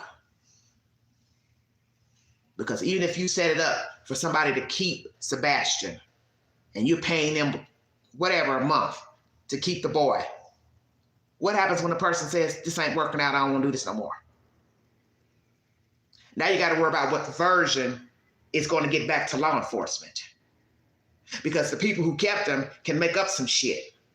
Oh yeah, they wanted me to keep him and this, that, and the other, and I changed my mind and blah, blah, blah. And I saw the Amber Alert and I ain't want to be involved in no kidnapping, and they told me to do this, this, and this. See, you don't know. Yeah, they ain't wanting to do all that. The Proudfoots don't strike me as people wanting to pay somebody to keep him. They strike me as people who want to be done, because their actions thereafter show me they are done. Running off to stay in the camper, mother never speaking to the public or the news. She did one Nancy Grace interview. That was it. Every other person involved in this case doing the most talking has been Christopher Proudfoot, which is suspicious considering you were supposed to be in Memphis. Why are you the ringleader of information? That's like folks claiming Ellie is coveting for them. Hell no, no one is going down with you, and the family never had enough money to pay off everyone in the police department. It's BS ridiculous. Thank you, Loretta. I'm glad you said that. I've been wanting to say that as well. The ideology that the sheriff's department is in on this, you have to be fucking stupid. He might have one or two people who were rallying in the beginning. Say, whoa, in the beginning. But once other people got involved, all the other agencies, because you're talking about at least 7 agencies, help look for the boy. You can't control the minds of all the other entities, other police departments, and you definitely ain't getting ready to control the fucking FBI. Because the FBI don't give a fuck about Hendersonville Sheriff's Department. Let me make that clear. They don't care about them. They don't care about who has money, who owns property. They don't care. They're going to investigate this case like they do all their other cases. They don't have a dog in the race to be covering up nothing for the Proud Feet. The Proud Feet ain't got shit going on with the FBI, TBI. Nothing. And whatever TBI, FBI found out, it ain't nothing nobody can do to try to push it under the rug. Do you understand what I'm saying? They have the technology to go into your phone, break them phones open, iPhones, and retrieve shit. Hendersonville don't got that type of power. They ain't got the type of resources or the tools. So to keep blaming Hendersonville, they're in on it, you can let that puppy die, okay? Because there are other people involved, and they are not getting ready to cover up anything within the Proudfoot circle or sheriff's department. And if they find somebody in the sheriff's department that's doing something wrong, illegal, hiding evidence, whatever, they're going to call their ass out too. They're going to call their ass out too. And there ain't too many people going to go down for the Proud Feet because they're not that important in Hendersonville for somebody to lose their fucking job working for the sheriff's department. They ain't that connected, honey. I don't care if some people like them and know them. They're not that important. And this is what I be talking about. Putting people on pedestals like they're the damn mafia of Middle Tennessee. Please stop it. Just stop it. We ain't heard of them. Nobody up in Knoxville had heard of the Proud Feets. Ain't nobody heard of them in Nashville. Ain't nobody heard of them in Memphis. So you ain't talking about a damn thing. You ain't that important.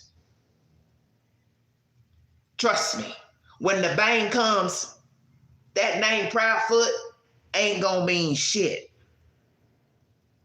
Now they can walk around acting like they high and mighty, like the Murdaghs of South Carolina. Well, you see what Mr. Murdaugh is. Exactly. locked up because money can't buy everything. Money can't pay for everything. You do have some underhanded people in the world. You do have people who will go out of their way to covet for people and hide evidence and lie, and, forge documents. Yes, it goes on. But I don't think the proud feats are that elaborate and that important. Because I ain't heard nothing about none of them that they're all of that down there in Middle Tennessee. Exactly. It won't save their souls. No, they're not that powerful. That's just street YouTube talk, gossip, that they got a little money, they got a little property. So what? A lot of people in that area are well off. Do your homework, because I have.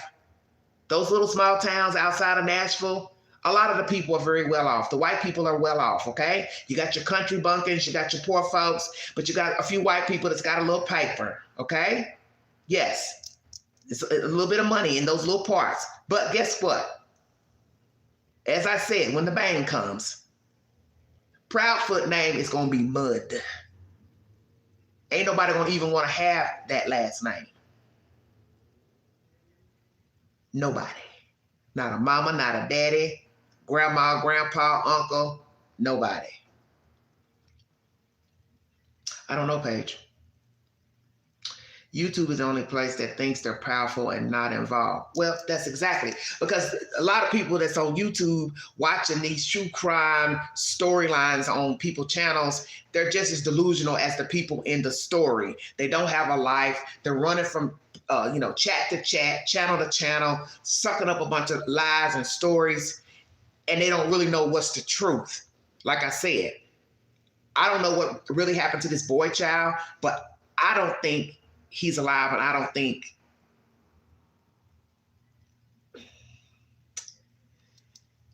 just don't think he's alive, okay? That's just me. And I think these people are culpable. I think they know exactly where the child is. I think they know where he can be found. And all these mind games that they're playing with vulnerable people on YouTube, that's on them. But I'm the type of person, I don't believe everything that I hear, okay? And all the BS that I've heard in the past year pertaining to the Proud Feed, Seth, other YouTubers getting involved in their business and stuff, that stuff don't mean nothing to me. It's just the same type of garbage I've experienced with people where I've lived. It's the same hee-haw ass mess. It don't mean nothing to me. Just a bunch of degenerates that are bored and need to get them a fucking life. That's what I think. You should have known that this was bullshit when the YouTuber started messing with the white woman that Seth was liking. All that's bullshit. Seth thinking these people are his friends. So this is why I said you can't put everything off on Seth. He's a man. If he wanted to like a woman, that's his business. Well, what is the other guy doing trying to sleep with her and date her? But he was friends with Seth first. Or however it went. See, that's what I'm saying. It's just a bunch of hee-haw mess. Or Seth met the girl first. However it goes, it's just a bunch of mess. And it's something that shouldn't even been discussed. And I hate even bringing it up, but I'm just showing you how things can get out of control when other people start meddling in something that does not concern them. That girl getting involved with Seth and that YouTuber, she should have stayed out the way. Seth foolishly got involved with that YouTuber thinking he was a friend. He was not his friend. That guy is not a friend to anybody. And I thank God I don't even hear his name anymore. He was a fraud. He is a fraud. And these other YouTubers, they're frauds too, running around acting like they're looking for Sebastian and acting like they want to get involved and call the girl with the dog to come. Who are you to go call somebody to say, I'm looking for Sebastian? I thought about that last night and it had me hot butter. Who are you to call the dog handler to say, I need you to come down here and help me find Sebastian? That ain't your kid. Sebastian ain't your kid. So you can't go call no dog handler and nobody to come help find a damn thing. Sebastian ain't your child. You a YouTuber meddling in shit that don't concern you. Yeah, I'm saying it because somebody needs to tell you. A lot of you are messy and you just doing shit for clicks and views, riding around in your car with your fucking phone hanging out the damn car window talking about, oh, I'm looking for Sebastian. Well, what you looking, how you looking for him? How you looking for him with your phone out the window? Just buffoonery. And a lot of you fell for it. Oh, did you see what they got on their channel? Did you see? I ain't see shit. Just like when I had that girl come up on the panel, that dog handler, all y'all wanted to get that mess stirred up with that other woman from down there who wanted to jump on the panel. I don't rock like that. I'm not going to let these two white women get up on my panel and duke it out about a fucking dog. I don't rock like that. I didn't care if you got mad. This is my show. And ain't nobody going to make a fool out of me.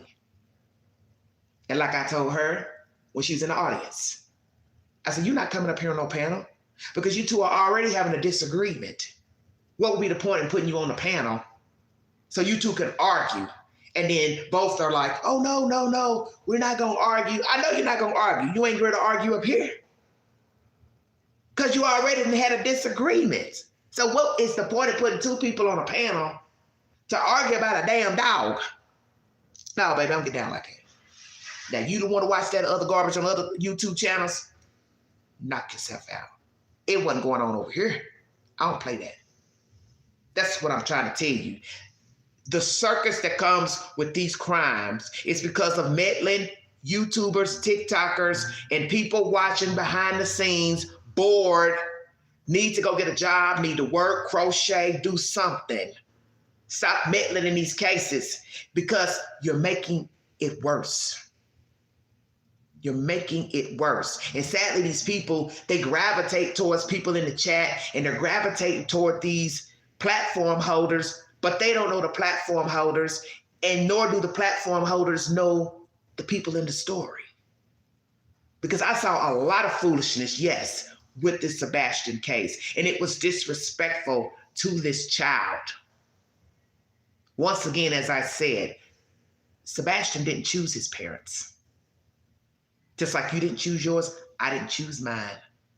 And this was pathetic to me. Using platforms to make a mockery out of a child missing. Same with Summer Wells, the mockery that went on with that little girl.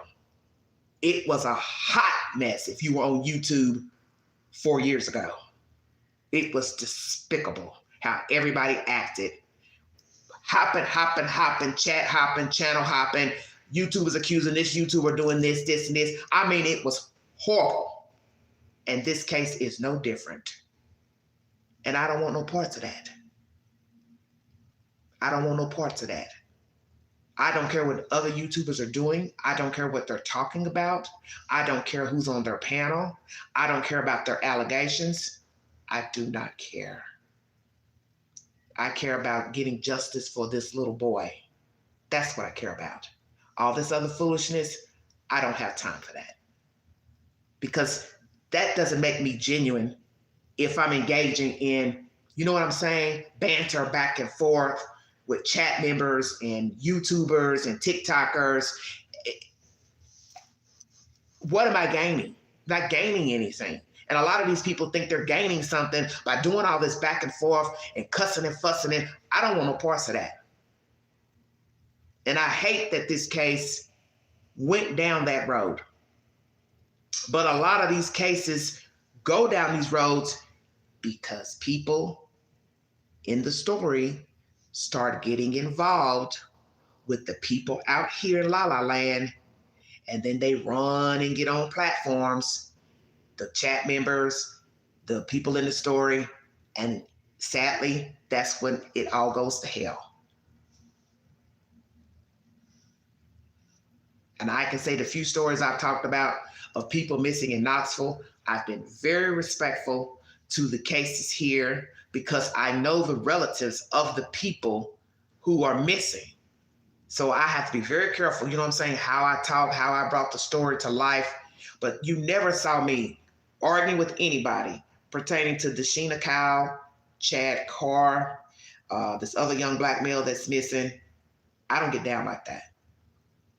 And I was not getting ready to start making a ruckus out of these people, and they are, missing. Dashina Kyle, naturally, as I told you, she was found deceased under that house.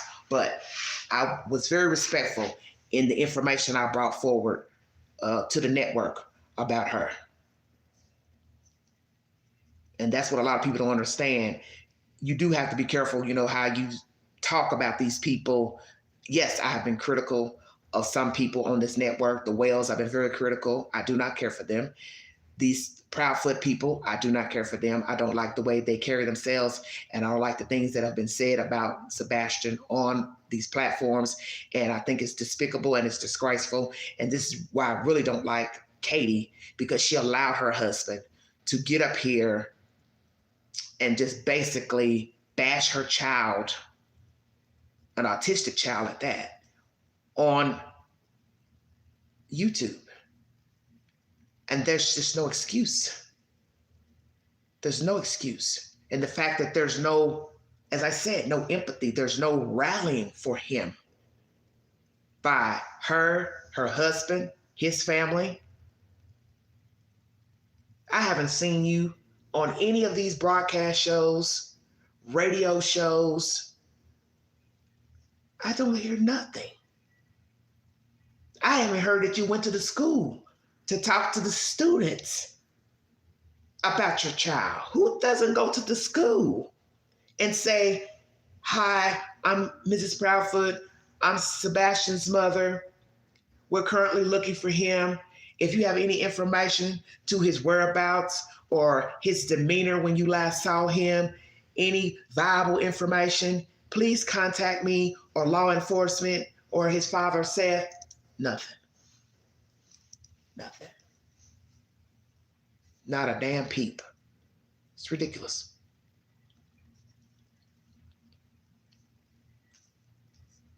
Yeah, and it's wrong to contact the family and then, like you say, make a circus out of it. I agree, because it's wrong. It's wrong to do that, because it's disrespectful to the person that's missing or deceased. You don't do that. And I see this with so many cases. And I tell you, the family that I have the most respect for is that Texas family.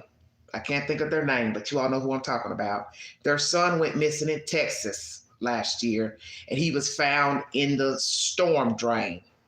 His mother made a statement, mother and father, that they would not talk about their son on social media. They would not engage in conversation on social media about their son, because they did not want it to turn out like this SHIT you see up here now with these stories. And I commend them for that. They were respectful. They were intentional in their message to the public in trying to find their son, and they kept their word that they would not get out here and act a donkey's ass about their son missing. And sadly, he was found deceased. Caleb, yes, Caleb Harris. Thank you, sweetie. They were dignified. And that is how you are supposed to act when your child is missing. You show up and you show out to the right people, which was the news. Not YouTube, not TikTok, not Facebook, not IG, but to the news only. They stood together as a family, the sister, the parents. They gave news conferences. They were respectful. They were dignified. That is how you're supposed to act when your child is missing. Not running up, crying to YouTube, jumping up on YouTube or any rat's channel that you don't know nothing about and start talking to these people. The next thing you know, you're falling out with them because they done stabbed you in the back, or they done went and recorded your conversation because you thought they were your friend. I keep telling people, you don't know people. You can't talk to these YouTubers. You don't know them, and you don't know the people in the story. These people will record your conversation, and next thing you know, they'll be playing it on the YouTube channel, and you sitting up here looking like, oh my God, I didn't know they recorded me. And they didn't tell you. They didn't tell you. You don't know people. You have to be careful getting involved with people, talking to people in private, because you don't know who you're going to get on the other end of the phone. And I learned this dealing with Tashina Kyle's case, as I put under that video today when I was trying to explain to you about the girl being found under the house. When I was telling you about Summer Wells case, they kind of merged. When Tashina Kyle went missing, I went to the vigil, and this is where I met this white lady who was the advocator for the family. Through that advocator, I met this other white guy who was involved with the Boy H case, that's familiar with the Summer Wells case, okay? If you're curious to where I'm going with all this. So when I met the advocator, we became friends, and I became friends with the other white guy. We'll just call him Jay. Well, those two ended up falling out for whatever reason, and he tried to get me in the mix of it, okay? I let him know I didn't want no parts of that. I said, I'm here advocating for this family who has lost someone, okay? Their daughter is missing. I don't have time for this nonsense. Now, he ended up befriending Don Wells. So he would talk to him privately about certain things, Don Wells, and then he had this other mess going on with the advocator lady, and she was accusing him of some crazy SHIT, and I ended up telling her, same thing I told him, I don't want no parts of whatever hell's going on with you two, and I ended up blocking both of them on my phone because I didn't know what the hell was going on with them. They both were wigging out over some crazy stuff, and I get why he was upset with her, because she was saying some not so nice things about him. She was accusing him of some certain type of crimes, and she had him misidentified. And I told her to her face, whether on the phone, I said, the allegations you're making about him are not true, because the pictures you're showing me are not him. I said, I don't know what's going on with you, but you need to get you some therapy or some help. Mind you, she had just had a baby, so maybe she was having some postpartum issues or whatever. I don't know, but I bailed out. The point is, he was trying to sue her. He was wanting me to screenshot stuff she had sent to me through Messenger. I told him I wasn't going to do that. And he was like, well, you're my friend, and I knew you first, or whatever, however it went. I said, no. I'm not getting involved in this mess between you and she. You two work it out. I said, it should be evident to you that this woman is having a mental breakdown. She just gave birth to a baby. Perhaps she's having some postpartum issues. Chalk it up to she's having a mental crisis. Block her and move on. Do you understand what I'm saying? That's how you handle that. You don't get up here on YouTube and make YouTube channels and start going on and on and on about what Pookie Ray Ray said, what Shamikwa said, all that old type of nonsense. You keep it moving. And that's what I did. I blocked both of them because I didn't want to be a part of whatever the hell was going on between the two. I knew that something was going on with that lady. I could see that she was having a mental breakdown. But I didn't go blast her on YouTube and tell everybody her government name and what was going on with her and what she said about him. I still ain't never mentioned her name. And I can tell you right now, I don't even remember her name. I remember his first name, last name vaguely. But what I'm saying is, I didn't advertise it. And I let him know I wasn't going to get involved in that. You two work it out yourselves. You two can't work it out, then you just block each other and move on. Doesn't have to be a lawsuit. Nobody has to go to court. Let it go. And that's what some of you all need to do that are getting involved in these cases with these people. You don't know these people. You need to let it go. You can pray for Sebastian, but you don't need to be trying to get involved with bothering the Proud Feets, bothering Seth. Let it go. Making false content, spreading lies on YouTube, social media. Let it go. Stop it. You know it's wrong. And you YouTubers, same thing with you all. You know you've been spreading falsehoods. You need to stop. Don't bother these people. Don't message these people. Don't send them emails. Don't do nothing. Just leave them alone. So you won't be accused of stalking, harassment. Just leave these people be. That's all you got to do. And if you're watching somebody's content and you don't think they're being truthful and factual in their information, stop watching them. Unsubscribe. Keep it moving. You don't have to watch their content. You don't have to go to other chats spreading the lies. Because I tell you all, you got to stop doing that. Stop getting in the chat saying what this channel said, that channel said. If you believe it's a lie, don't spread it. Don't even say it. Don't even mention it. Because I don't like when you come in the chat with the YouTube stuff, because it causes confusion. Because there's people watching the live who are not commenting. They're only watching so they can go back and spread some bullshit. And the first thing they're going to say is, oh, that girl Holly or that guy such and such said this on the Vault Excel, blah, blah, blah. I don't want no involvement in this YouTube madness, YouTube streets, whatever you want to call it. I had enough of that dealing with the West case, the Wells case, and the Cupcake case. Oh, I was public enemy number one by that baby mama down in Alabama.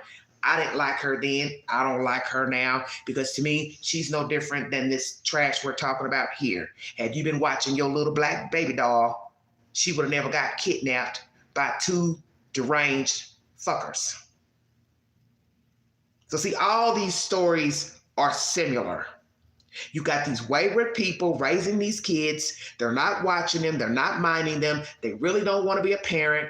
And then poof, voila, all of a sudden their kid goes missing. And now they want to blame everybody because their kid's missing. They want to get behind the camera and act like they're great parents and they love their children, when you don't know the whole truth to how these MFs have been living. Baby mom in Alabama, she was hanging with gangbangers. Oh, you didn't hear that on the news. The Wells, that ain't nothing but some old trash back up in the woods. Drunks and drug addicts. And I don't really know what's going on with these parents, with Sebastian, but it don't look good. That damn Christopher walking around with that $2 mullet and wanting to jump on panels, wanting to be a rock star. Baby, you ain't no Bon Jovi. Did you hear what I said? You are not. And that tells you a lot too. You want to be seen to make the story about you, but your stepson's missing. It's very bizarre. But see, that's a narcissist. He's a narcissist. And the wife, she's just scurrying in the corner like a rat, ain't saying nothing, and letting this man defame her damn son. And I was just so baffled last year, like, who does this? Who lets a person get on a live stream and talk bad about their child and don't say nothing? Because that's how you feel about your son. You don't care for your son. So it's easy for you to allow your husband to bash him on a public platform, and you sit idly by and say nothing. And it's shameful. And I'm never going to support anyone that's bashing their child. On the TV, the news, the radio, I am not. From my understanding, he was not a juvenile delinquent. He was not on the run for a crime. He was just a 15-year-old autistic child living the only life that he knew. And I do believe he was snuffed out by these two characters. I won't doubt that others possibly participated or have knowledge. And that's my forethought on this matter. I don't know if information is ever going to be released about those CPS reports, I would like to hear the allegations, factual allegations. I would like to hear what this child claimed against Mr. Proudfoot and his mother. And as I have said to you all before, I won't doubt that Katie was also abusing her son mentally, physically, verbally. I won't doubt it. I won't doubt that she possibly called him names. And if she didn't, she stood by while the other Teletubby berated her son. And my thing is, so long as you are an eyewitness and you don't speak up, you are just as bad as the person that's dishing it out. She's a coward in my eye, and so is he. Anyone that abuses a child is a coward. Anyone that watches somebody else abuse a child, you are a coward. And you are definitely dog SHIT if you have unalived a child. There is no room for you on top of this dirt. There is no room for you. And I get it. I believe in God. I claim to be a Christian, but I do not believe there's any room for you on this dirt if you have hurt a child, unalived a child. Because there's no reason for anyone to be harming children. You don't want your child, then you give them up for adoption, or you give them back to a parent, or you go put them in foster care, let the state come get them.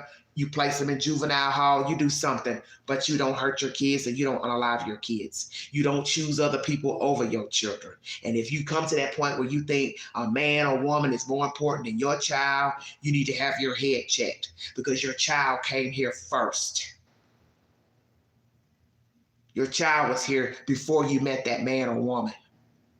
And that's what you need to always remember. But we have some very dirty individuals out here who just don't care about their kids. They care about a piece of meat. And that's where she is. Thank you, AK. A lot of people are like that. They care more about a piece of body fat. So long as she's got a warm body next to her, she don't care nothing about her son. Two fat bodies rubbing together. They're content. It's obvious. She chose Christopher Proudfoot over her child. She always has. Haven't you all been paying attention? He was chosen years ago, before Sebastian went missing. She just finally decided to up the ante, get rid of her baby. Oh yes, please say something. That's right. You're welcome, honey. Well, Holly, I had heard about her mother not being a very nice lady. But that's why I said that most people have been mistreated by their families. That's why when they become adults, it is easy for them to do the same. Do you understand? It's easy for them to do the same. It's easy for them to do the same because it's all they know. They don't try to learn anything different. And it's sad. And what is even more disturbing is that there is another Sebastian out here crying and dying inside. There's another Summer crying, dying inside, wanting to be valued, wanting to be treated well, wanting better parents, wanting to be loved, hugged, and kissed, patted on the back, told they are special. And that's what all of you need to understand. The YouTube queue is filled with Sebastian stories, Summer Wells stories, West Boy stories, cupcake stories. Somebody is touching a child inappropriately, cursing them out, hitting them, abusing them, verbally abusing them, and we just sit and wait until the day the police goes to the home and arrests the parents, removes the children, search for a missing child. And it's sad. And we shouldn't even be talking about these cases. Really. Even with adults, we shouldn't be talking about adults hurting one another, unaliving one another. But it makes the news. And I feel bad for Seth. I feel bad for any child who feels suffocated in a space where they don't feel loved. And they are too afraid to tell another parent or outsider or teacher, I'm not treated well. I'm not eating. I'm not loved. I don't have clean clothes. There's no food in the refrigerator. Jesus, if you hear this live stream, tell somebody. Don't be afraid to speak up. But then the flip side is that when children are removed, sometimes they go to a place worse than where they came from. So yes, the cycle starts all over. And one thing you always have to remember is that sometimes these children, they grow up to be nasty adults, like the ones we're talking about, because they don't break the cycle. Hurt people hurt people. That's why we have these individuals who are nasty to children. They're mean, they're baby makers, they throwing their kids off on people, letting the state take their kids, the children living in deplorable homes because they never valued themselves, because they weren't valued as children, and they become adults and they say the hell with it. I don't give a F about myself. So I can't F and care for you. And that's what some of you need to understand. You cannot expect love from the unlovable. You can't expect a man to love you when he doesn't even love himself. A woman can't love you. She don't love herself. And that's what you're seeing with these baby makers. They don't love themselves. They do not love their partners, and they do not love their children.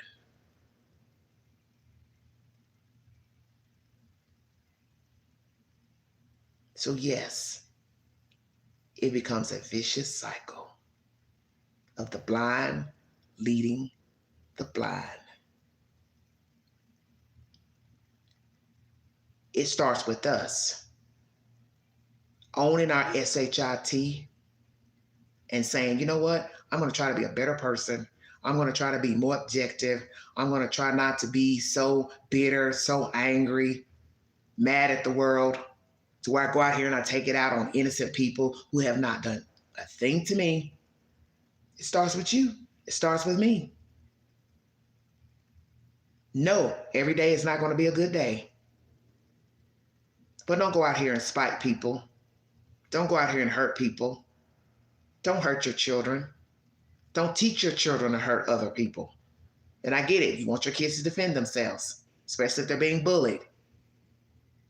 But you don't want to breed a bully.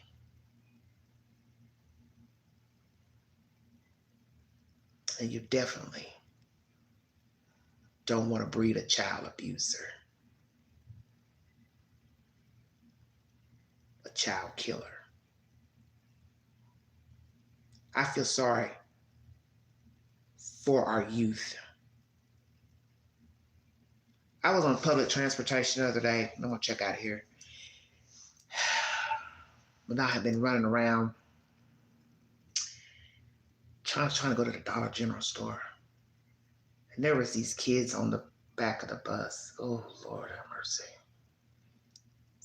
They were so disrespectful. That's all I kept thinking. I cannot wait to get them off this bus. They were just rapping some song where the song had, cuss words in it. And yes, I know I have a potty mouth.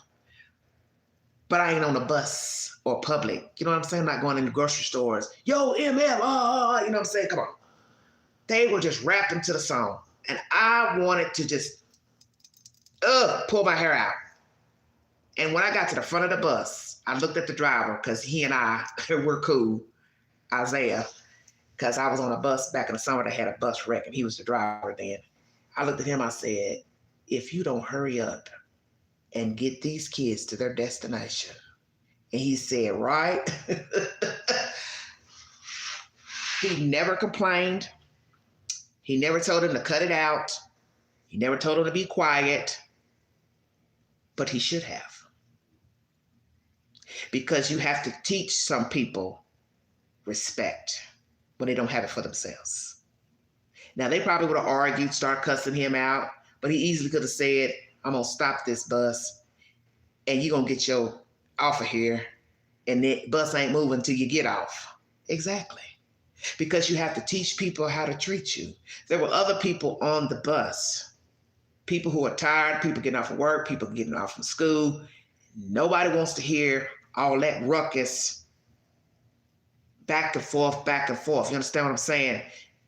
I get it. People are going to talk. People are going to speak to each other. A lot of times people see each other, you know, they know each other riding the bus and stuff. But the point is, there's a time and a place for everything. And as I was riding, I was thinking about how jacked up this world is. And what I was listening to behind me is what's jacked up. People don't have no manners. People don't know how to act when they're in public. Everybody knows that what you do behind closed doors, you don't do in public. You want to listen to rap music and it's got cuss words in it or whatever. The public place is probably not the best place for that. Yelling it out on a bus is not the place for that. If you was walking down the sidewalk, don't nobody want to hear it. You going in the store, don't nobody want to hear it. It's a time and a place for everything. And I feel sorry for our youth. I feel sorry for children. I feel sorry for teenagers. I feel sorry for those in their 20s and their 30s. I feel sorry because a lot of these children are wayward. Their parents are wayward. And this is why they act the way they act. Even one of the little black girls, I guess she was black, I don't know, I didn't even want to turn around and look. She kept saying something about, she kept calling herself my black ASS, and she just kept saying it over and over. I was just like, what is wrong with this kid? And I was just like, see, just no self-respect that you talking about yourself like this in a public place.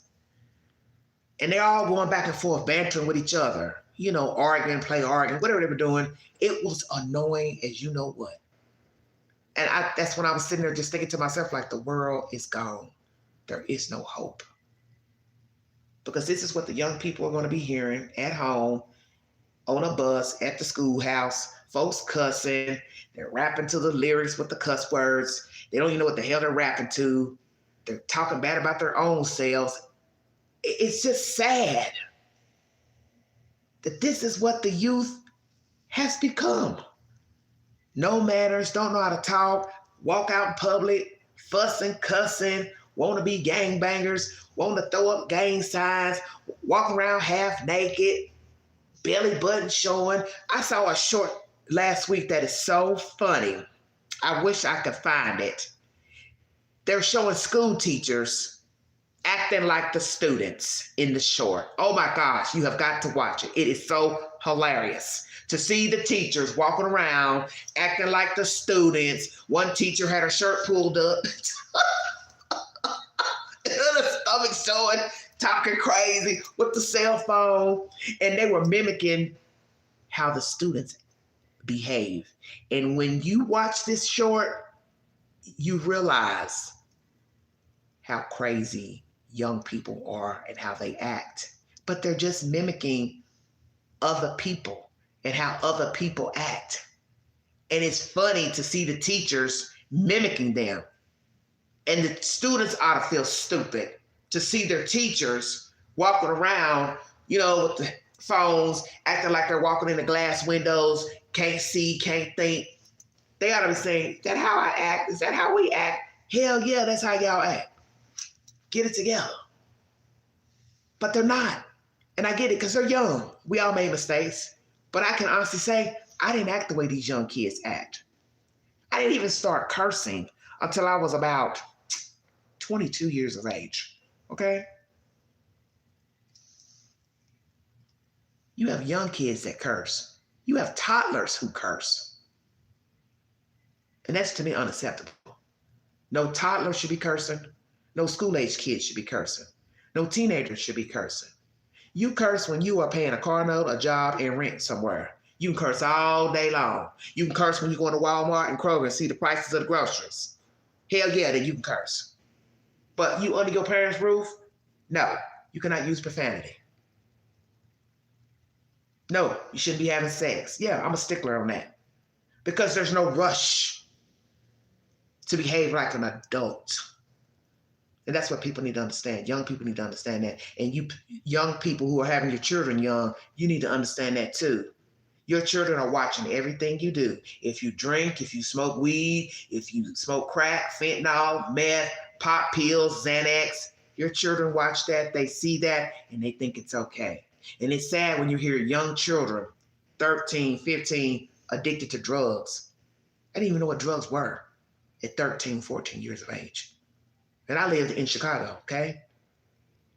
But that wasn't my world. My parents didn't use drugs.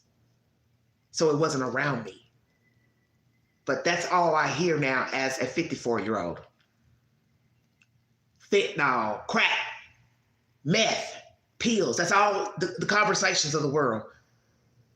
And I don't want our youth to get involved in that.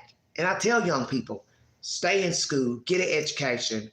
Don't start drinking. Don't start smoking cigarettes. Don't start using drugs because you're going to regret the day that you start. And that's my message today, is to look after our youth.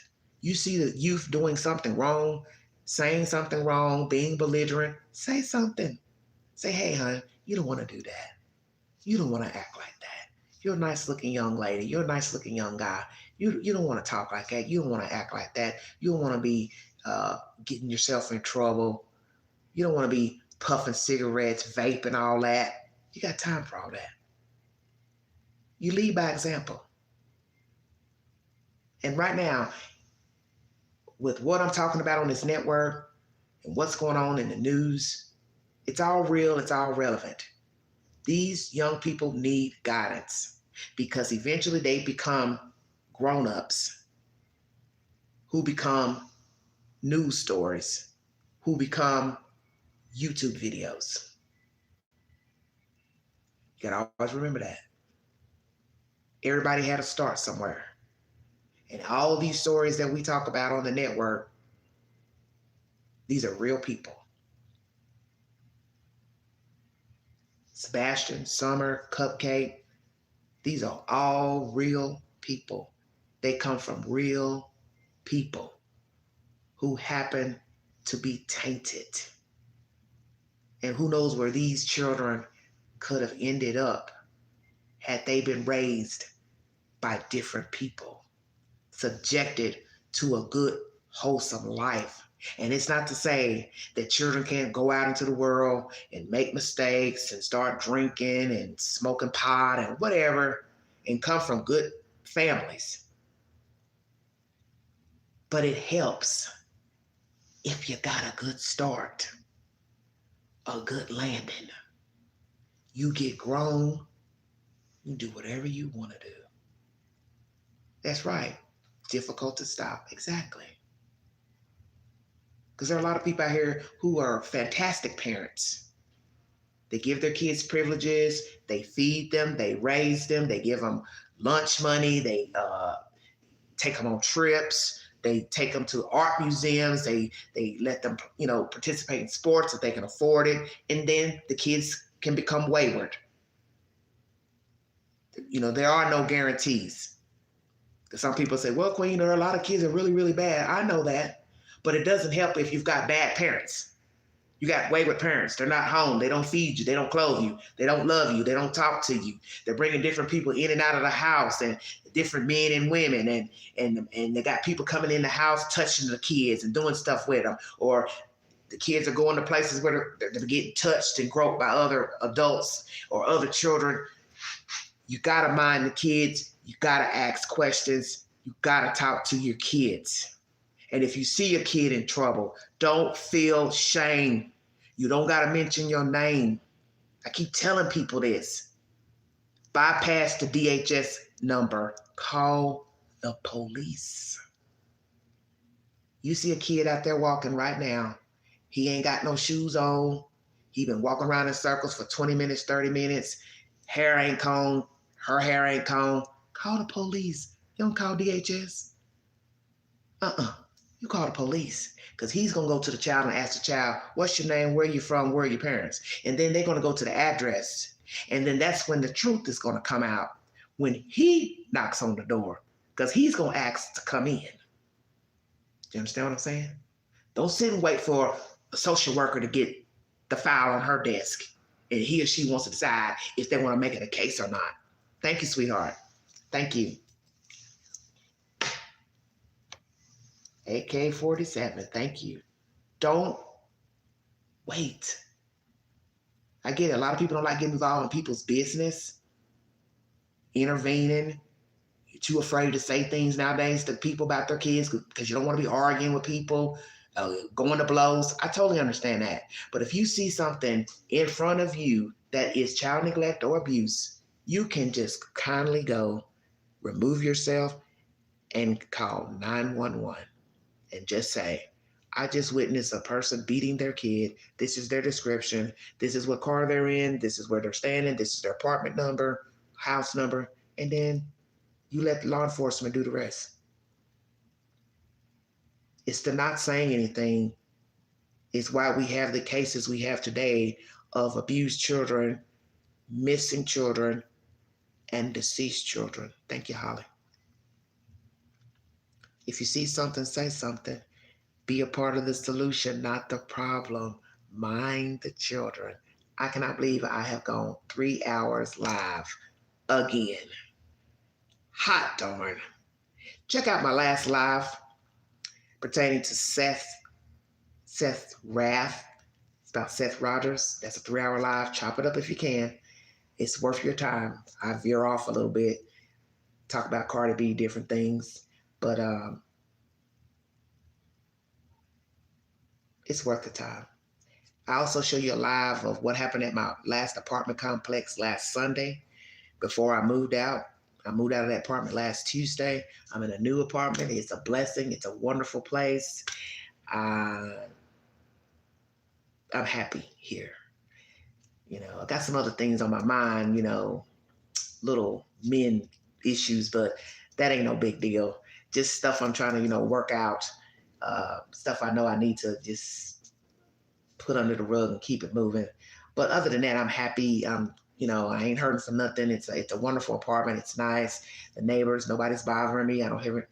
Nobody's arguing, fussing. Nobody's trying to break into the apartment. It's really nice. But check out my short where I show you filming the police show up to the apartment, and the guy was down in the floor with a hoodie on, and he had been messing with my door handles, pushing stuff under the door and messing with the lock. I couldn't get the key to work at one time when I finally came out.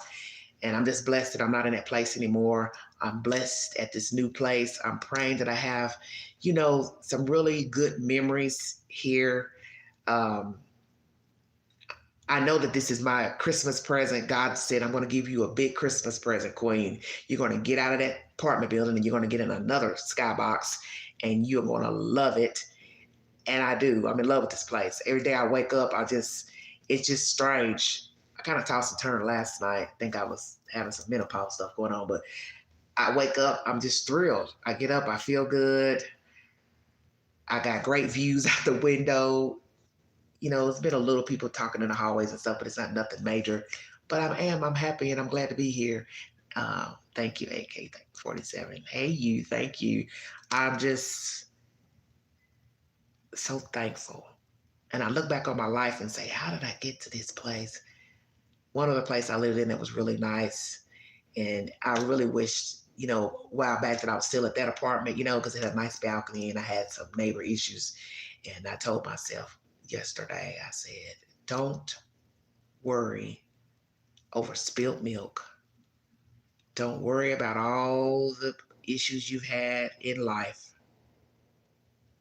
God put you in this place, this really nice place, because he knew it was your time to shine. It's just like this old song I heard on DMX album. I think it's DMX.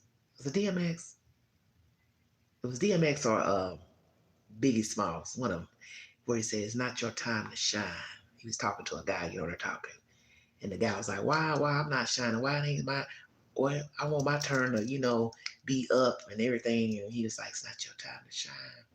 Well, I guess God said, it's your time, Queen. And I am about getting teary eyed.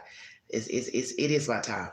Because I think I've sat in the back rows for a little while. Thank you, Bliss. I've sat in the back row for a little while, and I guess God said, you done cried enough, you done stomped enough. Let me give you, let me give you something to jump up and down and be happy about. But he's still saying to me, I want you to do your work. I want you to work hard at being a better person. I'm going to give you this gift, but I want you to work at being a better person too.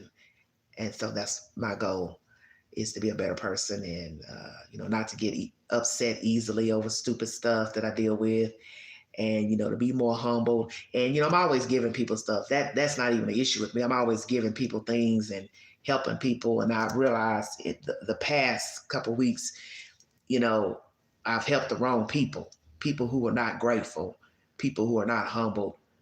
And so I told myself, you need to go back to doing your videos, because there are some people out there that appreciate you and they like the work that you're doing and they like your content and they like your sassiness.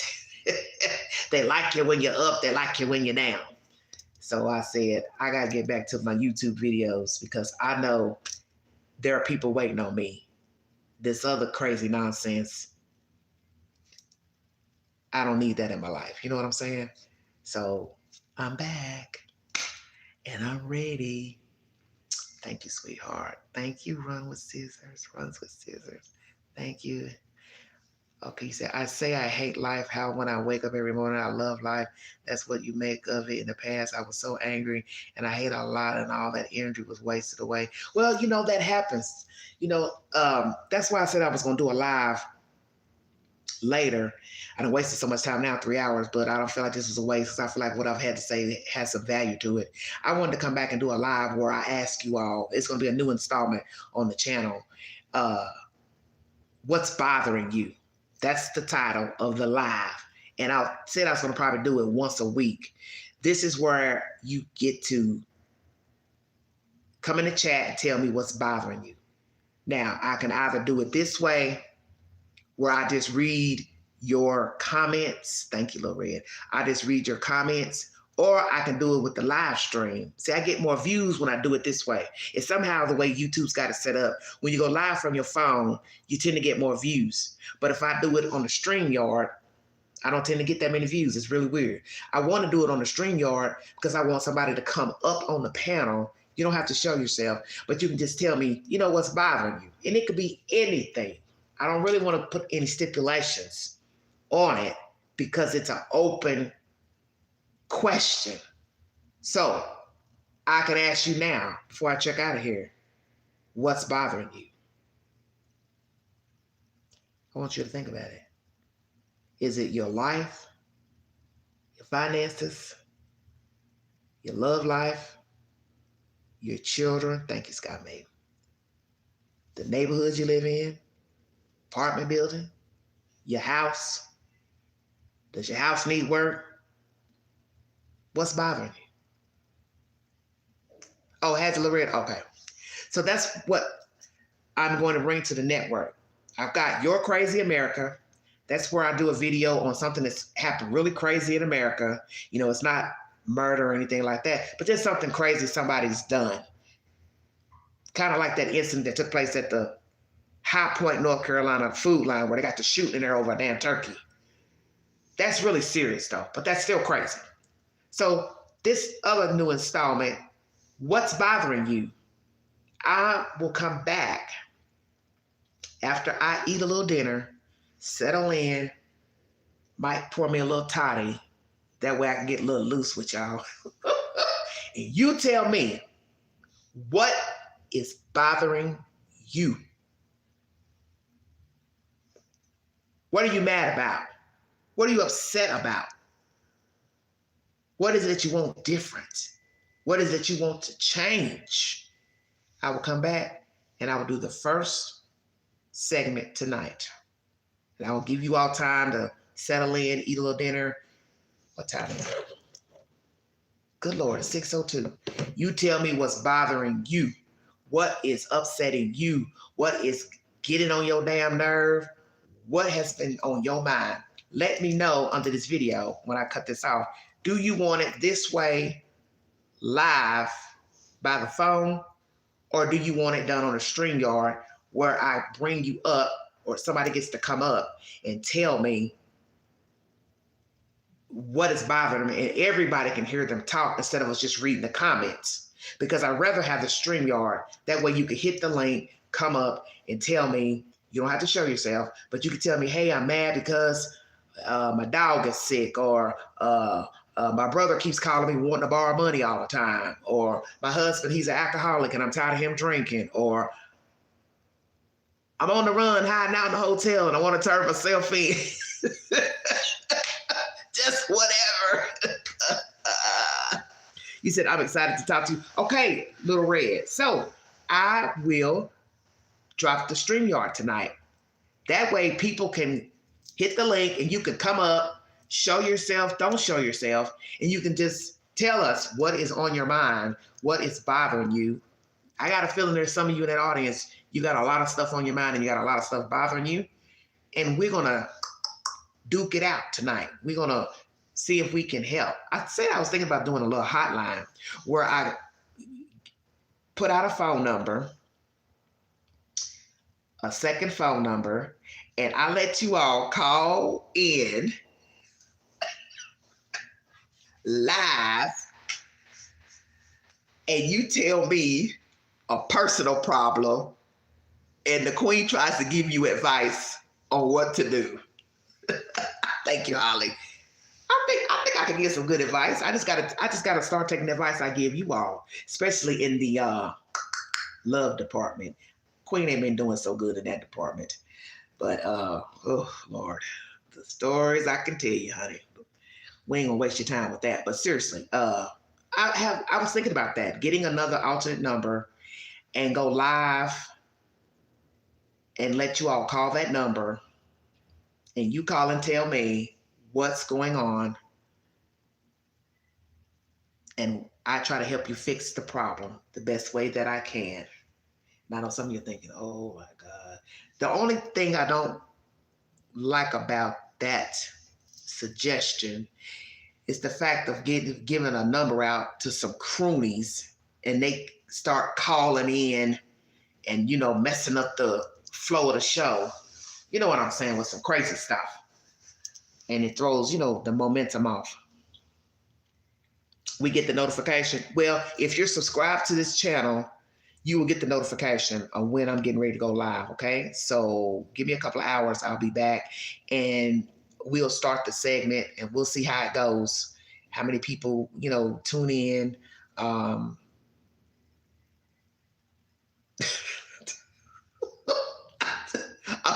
wonder if it's a good idea, but we'll see how it goes, because I was thinking about using an alternate number to give you all to call in, and oh Lord.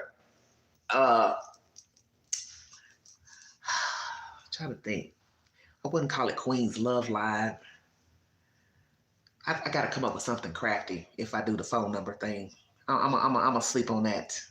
But tonight we are going to go live, and I'm going to drop the StreamYard because I know there's somebody out there that probably has a problem and they got something on their mind and they're going to tell us what it is on their mind, and we all can network together. It doesn't have to just be Queen. It could be anybody in the chat that wants to give this person advice on what's bothering them and how they can work on their dilemma, whatever it may be. I just pray nobody gets in the chat with a really, really serious situation. As long as it ain't got nothing to do with taking a life, we good to go. Like, share, subscribe, drop your comments below this video. Take the polls on my community page. My movie of the week is The Intruder. It's about a family who just bought a new home, and the guy who owned the home before, he wants his home back. Dennis Quaid is starring in this movie with Megan Good. And also, if you'd like to donate to this great network, $ Big Angie, 129 Cash App. Stickers and chats are always welcome. The live stream. And also, if you want to reach me by telephone, you can call me up on Instagram, bigsexy.71. big.sexy.71. You got some information pertaining to what we were discussing in this live, just send me a message. I will reply, and you're welcome to call me up anytime to discuss something pertaining to what we've discussed or a new suggestion for a case. I'm really trying to stay away from the true crime stuff, but every now and again, I like to, talk about things that are not pertaining to true crime and missing people, because there are people out here who have other things going on in their lives. And I just like to, free fall. I like to just mix it up and talk about relationships. If you go back in the history of my videos, I came to YouTube talking about my life and relationships and what it was like being on the date site. So if you go back to my earlier content, that was Everyday Shenanigans, that's a lot of my content. It wasn't true crime. It was just stuff about famous people, life, things I dealt with people in my life, their stories. I shared it with the network. You love the videos about the neighbor that went to Africa and got stranded over there. She married a younger guy. She got sick and she couldn't make her way back. You've got to watch those videos. Those are probably my best videos. And the ones where I had people come on the live streams and we talked about dating and men. The one I talked about, the Gorilla Glue Girl. Oh, I had over 300, 400 some people in the chat in that live. That live came out, that would be probably January of 21. Those were my best lives, 21 and back. Those were my best lives where I had like hundreds of people in the live stream. And when I talked about the West Boys, I kept a packed house in the lives. And I would also, have people up on the panel. I would like it to go back to those days of getting people to, feel free to call in, get on the panel and comment about the subject matter, just try to be respectful. But I went live the other night and Leslie, she had bad reception in Alabama where she was, but we're going to do it tonight. We're going to try it out tonight and see how it goes and just jump back on in a couple of hours. And if you've got something that's bothering you, hit the link, come on up, tell us what's going on, and we'll try to work out your problem. Shenanigans, I believe it was. Yes, Everyday Shenanigans. Well, that means you've been with me a long time then. Because I've been on YouTube since July of 2019, and I didn't get monetized until January 21. So come on back, join me. We'll pick up some stuff to talk about. Oh, news break, if you didn't know, if you didn't listen to the other lives from the past day, O.J. Simpson's estate has agreed to pay Ronald Goldman's father $58 million, but there is no guarantee that they're going to get that money because he's only worth about $500,000 to $1 million. His lawyer is now trying to recoup all his assets, but they will be making some form of a payment to Ronald Goldman's father. Now, as for Nicole Simpson's family, they were awarded $35 million, if I'm not mistaken. I don't know how much of that money they've gotten over the years, but Mr. Goldman says that OJ never tried to pay, but he will now be getting some form of a payment. I just don't know how much. Puffy Combs is now working in the library instead of the laundry. I guess they felt like, hey, we better move him in case he tries to escape. we'll give him a library job. I don't know if he chose that job on his own or they switched him, but right now that's the latest gossip pertaining to Sean Puffy Combs. He's working in the prison library, and something else I want to tell you all. Let me see. I have to think of it, but the stimulus, the tariff incentive by Donald Trump. He is going to work on giving you, give Americans that $2,000 check the middle of next year or later. The Senate is supposed to be meeting or trying to work on getting that money approved. So if Donald Trump decides to give us that money, that would be a wonderful thing. And I hope that we get it, because I need my 2,000. Matter of fact, I told them they can make it 5. I'll take anything they want to give, okay? So that's the latest with Donald Trump and the tariff incentive. $2,000, those making under $100,000 a year, they're working on getting that money out next year, possibly middle of next year or later. That's that. And Xfinity keeps worrying the hell out of me, trying to reach me. I didn't see any other notifications of news. Follow me on the Newsbreak app. If you can download the app, you will see the Vault Excel on there. And I've got posts put up pertaining to Celeste Rivas, Cardi B, Trump, and this Puffy nonsense. You can follow me over there. You want to change from YouTube, they've got videos over there. Some reason my camera is not working good on their app. My screen is dark for some reason, so I have to upload my videos, and then I had problems trying to do that too, so I don't really know what's going on. But it's a welcome change, and I think you'll like the Newsbreak app, because you can type in your city and it'll show you everything that's going on in your town. So if you live in Missouri, your town, just type it in. Everything happening in your town will pop up, and you'll still get notifications of whatever I'm talking about. If I ever comment in an article, they'll send you notifications telling you the Vault Excel said this, blah, blah, blah. So anytime I say something, I don't care what it's about, you'll get a notification. I think some of you will like it. It's a welcome change from YouTube, because this over here is just straight madness. But over there, it's cuckoo for Cocoa Puffs too, because you've got a gazillion people commenting, and they're from all over the world. They're from Africa, UK, California, Canada, and I get a good following over there. I have 900 plus people following me on the Newsbreak app, and they comment. I can put up a post.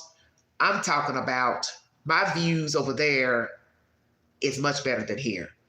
I've got, oh my God, I can't even tell you. I'm talking like 40,000 views or more of people on the posts, on the videos, everything. I don't know what's going on with YouTube. I don't get the viewership over here, but over there, I get a lot of views from the people, and they comment under my posts. They have, trust me, they don't mind giving their 411 about anything. I don't care what I talk about over there. They will comment. So follow me over there on the Newsbreak app, everybody. I'll talk to you guys later. You've been listening to the Vault Excel. Prayers for Seth Rogers. Prayers for Sebastian Rogers, that there will be justice and the truth will be revealed to his whereabouts, and also Summer Wells, and also Chad Carr. Thanks for listening.